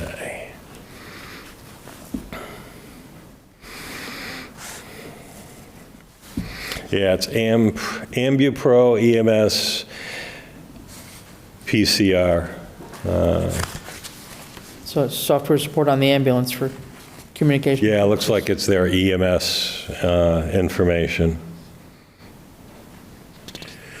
So I have two thoughts on available sources of funds. And there's not enough here for me to say go with it, but I can point you in the right direction. The town treasurer has reported to us at her previous meeting that she has, in her words, a large credit built up on unemployment and and just needs to draw off that. She hasn't spent a penny of the $8,000 that's in there right now, so that might be an available source, given how many months left in the year. And then I look at the health insurance. We approved 982, we moved 6,000 out, so that left us with 976. And if you take the 976 divided by 12 months, we should be spending at about $81,000 a month if everybody on that census was on. But if you look at the actual spend of 525, assuming we've only paid 8 months, we're spending at 65,000. So I would say there's probably $15,000 available in that line item. Maybe even more, depending on when people get in or get out. But I would say that's 2 pockets of cash that should be Possible to draw from? well, especially on the health insurance, because if the budget is back up, unemployment compensation, if we budgeted $8,000 to spend there, and there's, I don't know what the number is, if there's $10,000 in credit waiting to be paid off, it's a pretty good bet we're not going to spend that $8,000 this year, right? So that's Avenue 1. Avenue 2 is, I know that the treasurer did it, and I don't have the work paper here, but I know through the finance committee, she went line by employee and put in their spots and only increased or did a buffer of 1 extra family to cover a potential hire. So again, 9 months into the year now, we're not going to go backwards. If nobody was in those spots, in theory, that money's available. Yeah. You know. So maybe something to look at for, Right. I mean, if we can kind of, And then we could do a transfer at town meeting. right, in yeah. April. Yeah. But if, maybe you could, kind of scout this through a little bit more in depth by the time we get together. Yeah. If not for Thursday, then for Tuesday's meeting. just to see what you really would be recommending, then I think we'd feel a little bit more comfortable on this. But Francine was just mentioning, so how do we, just so we're clear, on the ambulance fees, on the revenue, those can be used for any of this or not? For John's work? We would have to appropriate it, Yeah. but much like we do at the annual, but yes. Yeah. That would be, much like we did at the special last year when I think he asked for 30 or 32 Right. and it dropped Yeah. to 25. So, I mean, in my mind, at least for the EMS expenses or the ambulance expenses, That that's can be- personally where I would Cover it from there, maybe. Yeah. look at Absolutely, yeah. going. But I would also, turn around and say, okay, give us an estimate of, over and above this, what your estimate is for all the fire, not the fire, the ambulance expenses between now and June Now and the end of 30th. June, Because yeah. I want to know what the total impact here, because while I might feel safe at taking maybe $10,000 or $15,000 out of that 151,000, I also know that we can only appropriate at the annual town meeting for what we have on the books to use towards the EMS budget for next year. So I don't want to totally decimate that. Yeah, good point. Okay. All right, well, I think we've identified some things. Thank you for bringing those potential issues to our attention here. And You're let's welcome. dig down and see where you can think where some money might come from, and then present that back to us so we could at least feel comfortable with the idea of Absolutely. having to pay these bills or what we do with them, and knowing that we'd have to do something, obviously, at town meeting to transfer funds. Okay, thank you. All right. All right. And I do have, in a little bit, I will bring up my idea of where we might use any extra health insurance money. Okay. All right. Moving on here, we've got warrant articles, the open period for submittal. We were starting to hear about a few warrant articles, and I guess we just want to double down on our calendar here as to what we really think about. Have we sent anything out to the departments yet? We haven't told them a date yet, or No, anybody? because Select Board hasn't approved it. Yep. I would suggest that you open it as of tomorrow, Yeah, and that probably my suggested date of closing for the articles would actually be Thursday, April 6th. so it's open almost for a month, yeah. Yes. I mean, if you wanted to, we can push it to Monday, April 10th. The Select Board would be meeting on the 11th, so I would just be adding them to the packets, so.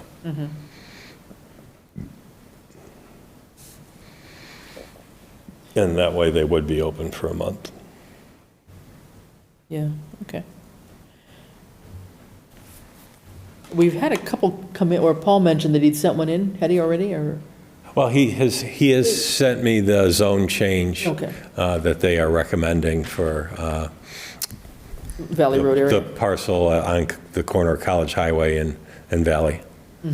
Okay, So that's what he has sent me. okay. Okay. Yeah, I mean, I would think, I don't know, is Monday good enough on the 10th, April 10th? That gives us enough time? So we'll be seeing these a little bit as they come in, maybe, but we've got time, we've got to vote on them and get them ready by the 26th, right? So if we stick on an April schedule, we'd be meeting hopefully the 11th and the 25th of April. So, yeah, does April 6th or April 10th in terms of deadline? Anybody have any preference, the Thursday or the Monday? Give people the weekend? Would they use the weekend? Maybe you could use the weekend to compile them? Yes, I could. And actually, my not as much as compiling, but my worry is always that someone in the last couple days of when that warrant's open is going to send something to us that actually needs legal review. Right, yeah. Okay. So what's your preference, Ed? I mean, is it April 6th, a Thursday? Yes. All right. Anybody have any objection to April 6th being the end date for warrant article submission? Nope. All right. Okay, I think we are. Need that in the form of a motion? Please. Do we? Okay. Move that we open call for articles to be included in the warrant, and that we close it on April 6th. Second. All right. Joy, second. All in favor? Aye. Aye. All right. Very I'm good. going to be one of my strange self. Were you second in the motion, or were you wanting to change April 6th to April 2nd? It's getting late. I'm strange, I know it. You see the look Joy's giving me right now. I am way is past April 6th, this April coffee 6th. to be joking with me. April 6th. All right. They get April 1st. Okay, next, so the fiscal year '24 budget. So we have some information that Ed had copied just a couple things for us tonight and handed out. We've got the estimated revenue, and we've got, excuse me, the overall requests, I gather, from the various departments that have submitted their budgets. So we've got that to look at. But in your packages, you've got department by department, as well as, sorry, not in your packages, on email from Bradley. You have And I will have Judy actually post those to the Dropbox. Yeah, all the narrative that goes with it. So we'd ask for more narrative this year. I think we need to really look at that as well. So we definitely are going to have a separate meeting on Thursday just to focus on the budget. So we don't really need to look at this much tonight, but this is a start. But I guess my question was,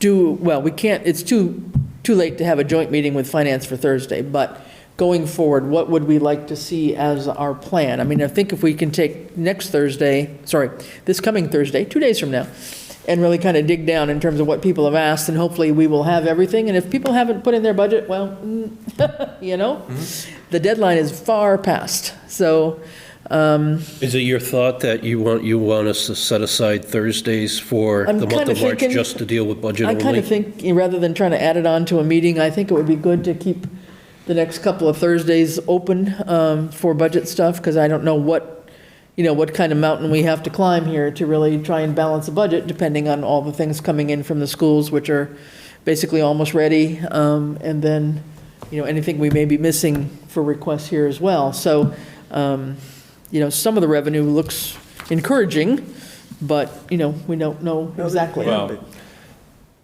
and this is just a first shot, and I got to take a clearer look. Yeah. I'm going to call your attention to the revenue piece. Yep. I'm going to call your attention to the $218,099 that's in that bottom right corner. Yep. That's basically, when you do all this, the new additional funds from 23 That's to the net 24. increase year over year? Yeah. That's from last year to this year? Yeah, and I'm going to call your attention to one other section, if I can find it in here. Watch, I won't be able to now. Where the heck is it? Oh. If you would look up in that, I'm going to call it the second set of boxes, which starts with education aid and ends with total non-education aid and total cherry sheet aid. Yeah, that's a deficit there. I'm going to call your attention to the fact that total non-education aid is actually decreasing by $74,000 and total cherry sheet aid by $50,000. And this is an occurrence through the cherry sheet of not on our revenue side, but on our state assessment side that has increased by $100,000. For what?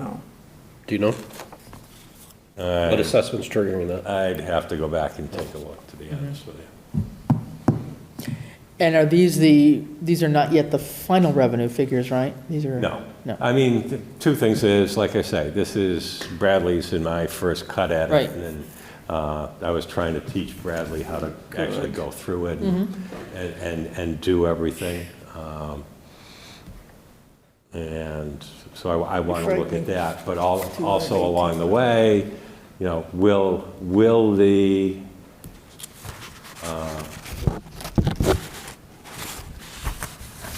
House budget differ? Will the Senate budget differ? And I'll be honest with you, it was actually last year during the conference committee's budget that actually the assessments jumped up last year. So we will see maybe if some of those trends actually reverse themselves this year. But I was not real thrilled when I saw that. Gotcha, yep. Yeah, no, I just read the email out from, you know, the governor's budget and how, you know, people were generally pleased with what had been put forth, but some email that I was reading from somewhere. But yeah, when you look at these figures, that's really not a whole lot to play with, is it? It'll get better. We'll see. No, I like the top set of boxes when Yeah. we finished with, start with last year's levy limit, add the 2.5%, add the, add growth to it, and then we were 448,000 ahead at that point in time. But So, Ed, if I look at the bottom line on the, you know, the longer spreadsheet here, and under fiscal year '24 request, it's 18,757,000. Right. And under the estimated revenue, it's 19,316,000. But I will tell you, the entire fire department's We missing. don't have everything in here. yeah, and Fire HR, Okay, and the regional school system isn't in here. And Okay. I will be honest is, I was saying, gee, that's, I know. and on the other factor, we did have some department heads that went in and added lines because they needed them for some items to the spreadsheets that were sent out. Regional's in there. okay. Is that? Yes, it's in there. Okay, that's good then. And then when they do that, if Bradley doesn't necessarily catch it, they don't Transfer over. transfer over to the master sheet. So we're going to look at that again tomorrow too. So. I see, yep. Okay, all right, well, hang on to these guys for Thursday night, so we don't have to print them out again, these couple pages, okay?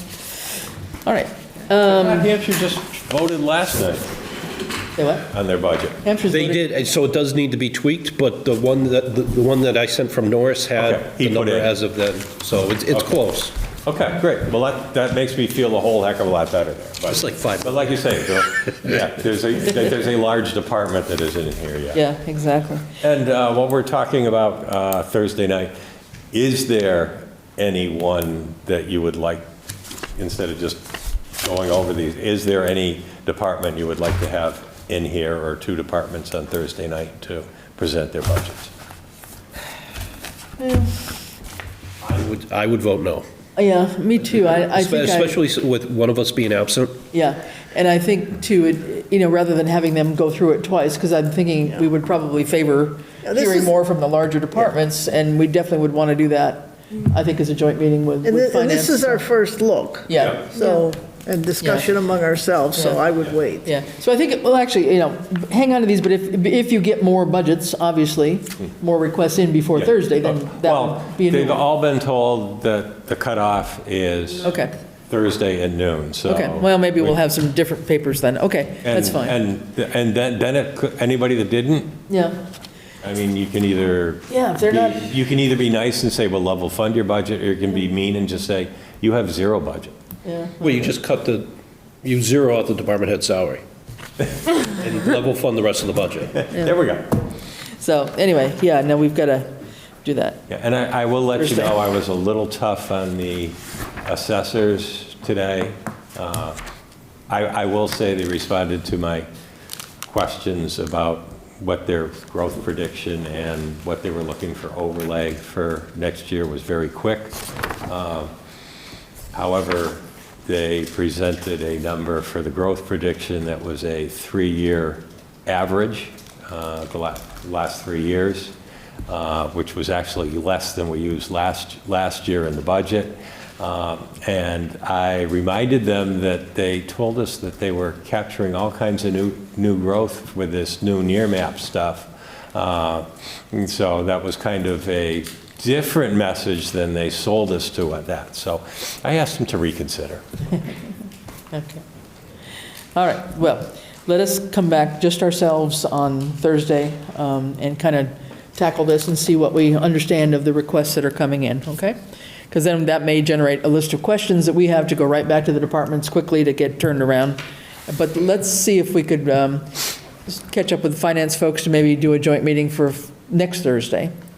And have, we'll figure out which department to come in. I would gather possibly, police or highway. So that would be on the 16th, would be a joint meeting perhaps with finance, okay? All right, next, I think under here, audit recommendation, new contract. Ed, do we have that in our, I think I saw something. So I compiled the summary of the 4 members of the team that reviewed the RFP, which consisted of John Lumbra, Bradley Oxon, Jennifer Day, and myself. So on the minimum evaluation criteria of the 3 categories, all 4 responded yes to the proposal, includes all of the items for a complete proposal. All 4 responded yes to proposers must be in field of providing municipal audit services and have at least 5 years of consecutive experience in such fields. And all 4 responded to yes to proposers must have successfully experienced providing municipal audit experiences to at least 3 Massachusetts government units. Of the comparative evaluation criteria, the quality of the proposal and quality of experience, all 4 responded highly advantageous, which means it has they have an in-depth ability of experienced audit team. In the category completeness, organization, and readability of responses to the RFQ, 2 of the respondents responded highly advantageous, which meant all items addressed comprehensively, clearly, and concisely. And 2 of the team members responded advantageous, meaning most items addressed comprehensively, clearly, and concisely. All right. So all in all, the recommendation is? All in all, my recommendation would be to, yes, award the 3-year contract from this RFP scoring to Melanson. Okay. All right. Can you remind us what year 1 of that contract That's cost? the bad news. Yes, yeah. 44, 47, and 49. Did that go up like 10,000 from? We will need 13,000 transferred into the fiscal year 23 budget to do the 22. And are you targeting the health insurance line item for that That was it. 13,000? Thank you, John. You found my money. I didn't have to go looking. I was going to say, because, I was thinking it was like 33 or something that we had approved or something. Or 33 or 34 last year, yes. Wow. Wow. Okay. Yikes. Motion to authorize the town administrator to enter into a 3-year contract with Melanson Heath, provided that he can show us the means to identify the additional 13,000 within the existing budget. Okay. And to sign such documents as required. Yep. John make the motion? Second. Joy, second. Okay. Any questions? All right. All those in favor? Aye. Aye. Thank you. All right. Okay. Wow. All right, we've talked about the fire chief search. Any other business that can't wait until our regular meeting, which is our next regular meeting, which is on the 14th? Anything that's coming up that we, I would, nothing really, but could we also, because I think this board also needs to be conscious and have it written down that we have a renewal to deal with the town administrator, and to what is the extent of our involvement with the council on aging director? If we need to make that appointment, yeah, which I think we do, can we just kind of like stick both issues under old business so we just know? yeah. In addition to the fire chief search, we've also got these two things Right. that we got to deal with. Yes, we've got, well, we've got the town administrator evaluation under the old business. I don't think we had the council on aging, well, theoretically, they're meeting this week, I think it is? Tomorrow. Tomorrow, and they're going to be talking about how they want to go about a search process, so I think we'll hear about that maybe by next week to know about that. Yeah, that's true. Yeah, and we, I think, on Ed's evaluation, I don't think we can do anything until we get the self-evaluation. I'll take care of it. So we'll give you something else for your agenda for next Tuesday. Yeah, well, we need to, move on it. Obviously, we're beyond time here. But yes, thank you. Okay. Other things, we've talked about the voice over IP, COVID-19 still hanging around from what I know. I heard about something out in the eastern part of the state, actually, which was just frightening with a nursing home. Nursing home. Yeah, 74 people. It's just like, yike. Yeah, we got notified today that it's not Southampton, but one of our neighboring communities, or they're not abutting communities, says there's an issue in the schools. Yeah. So all faculty and staff have to be masked. Well, Wow. yeah. So. Yeah, so it's still with us, and I guess it will be. The community cannabis, I know, Francine, you'd brought that up at Board of Health, and I assume they'll pick that up when they Right, meet next time. and there's been, I'll know more at the When they meeting, meet. because at this next meeting that's scheduled, there should be prepared to, Right. decide among the people that they've spoken with who they would like to put onto this committee, who would recommend to be on this committee. Yep. But the great thing is there's been a lot of enthusiasm from people in the town, from the schools. So Great. all of that has been forwarded to the Board of Health as I get it. Okay, sounds great. Okay. Before we move on to signatures and personnel change, I think we did the one resignation earlier, but we've got an appointment. Right. Yes. We have to do the Well- other two. You? We have, it was on my package for February 28th. To the capital committee? Yes. Heather contacted me and said she would not be available this evening. Could we move it off to the next meeting, which will be the 14th? Oh, okay, all right, okay. And I thought I had emailed you that, but if No, I didn't, I see that. That's okay. apologize. All right, so yes, we had an application to be on the capital committee. We'll pick it up next meeting then, okay. All right, so with that, we are at the personnel change forms. We've dealt with the first one, and how about, Motion to approve PCF Jerry Paquette, Veteran Service Officer, leave of absence effective March 1st, 2023 to June 20th, 2023 for military deployment. okay. John motion, somebody second? Joy second, okay, all in favor? Aye. Aye. Motion to approve PCF Michelle Murdoch, temporary Veteran Service Officer, stipend, part-time, non-benefited, currently the Veteran Service Officer for Easthampton, covering in Jerry Paquette's absence. Okay, I'll second. okay, Francine second, all in favor? Aye. Okay, all approved, thank you. Thank you. All right, no licenses or permits, and I think This is the Francine show. we're now. over to Francine, we're over to the Yeah. warrants. I get to read my numbers, okay. Vendor warrant W23-26V for a negative $1,659.80.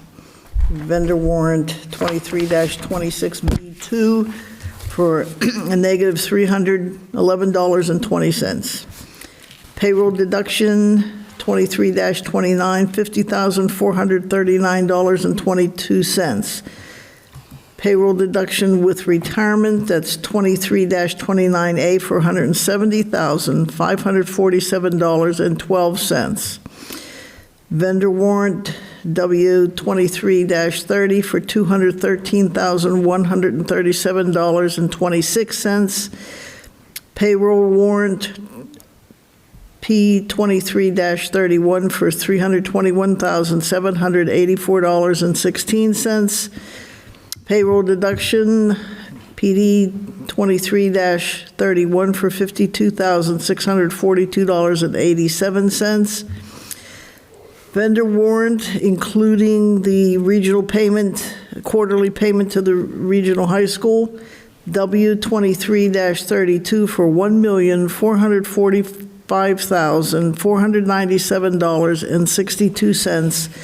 Payroll warrant P23-33 for $324,915.45. Payroll deduction 23-33. Oh, well, it was a payroll. This is a payroll deduction for $52,436.86. Vendor warrant 23-34 for $622,087, and payroll warrant for a negative 22-38V for a negative $105. Okay. Amen. Lots of work looking through all of those pieces of paper and all those invoices and the supporting everything documents. is in So there, thank yeah. you for doing all that. All right. Next up, we have minutes to approve from January 17th. Does anybody have any questions? Motion to approve the minutes of January 17th, 2023. Okay. Could I have a second just for Second. discussion? Okay. I think I saw two small things. I just need to find them. Hold on. Get through all these warrants on my computer here. Hold on. Just a typo, not really a typo, in a way. Ed, under your report on the second page, just Novus is Novus. And then under Reni's report, down at the bottom of that page, the very last couple sentences, so tell me if this is true. The senior center has identified the fire and police station and the two private properties on Clark and the one on College Highway. I don't think they ever identified the police station. This is I thought they had, did, early on. did they early on? Yeah, Okay. early on they had, Have yes. they? Okay, then I'm wrong. Well, okay. It certainly has dropped off discussion, so I guess it went by the wayside at some point. I know. Yes, it was eliminated fairly quickly. Okay. Okay. And this is back to January. Okay. All right. Okay, then there may not be anything. Anybody see anything else offhand? If not, we had a motion and a second, I believe? Yes, we did? Yep. All right. All those in favor? Aye. Aye. All right, very good. I abstain. I'm going to cheat and have you sign this. I wasn't there. I Oh, abstain. yeah, okay. So, yeah, 1, 2, 3, 3 yeses, 1 absent, and 1 abstain. Francine abstained. Okay, thank you for that. Yeah, you were not there. All right, and then next, we just have in the package, we have a copy finally of the signed agreement with the Beagle Club. That's all finally done and over with in terms of one of our long-standing issues, right? Wow. So that's the document that you've got in your Thanks, Joy. package here. All righty, so I think that takes care of anything. Have I missed anything here on our agenda? So we should talk about, so Old Town Hall, some of these others, the pending agreements, pending items, some of these are things that we've got to come back to for sure. The Old Town Hall, we're working on that for the ARPA request in terms of finalizing the RFQ that's got to go out on the streets on that one. Same thing with the hazard mitigation plan. We've got, I think, all the possible proposals in for the Green Community Grant, although I heard maybe the library might have something to add to for lighting. No, they're done. They did them all? Yeah, I asked them to come back and do their outside lights for them. Oh, okay. So it's in there. Okay. And then we're still waiting on the Water Department Plummeray Meadow Road acquisition, and then we're hoping that the personnel classification is being dealt with, underway? It is. Underway. All right. So we have select board meetings on the 9th, the 14th, and the 28th, but let's go for let's put in another one if we can for the 16th, which would be a joint meeting with finance, if hoping people are available. So March 14th and 16th. 16th, yeah. The 16th being a joint meeting with Okay. finance, and we'll figure out which departments we might want to have come in at that point in time. Okay. And hopefully finance will have had a meeting before that, maybe Two themselves, this but. week, two next week.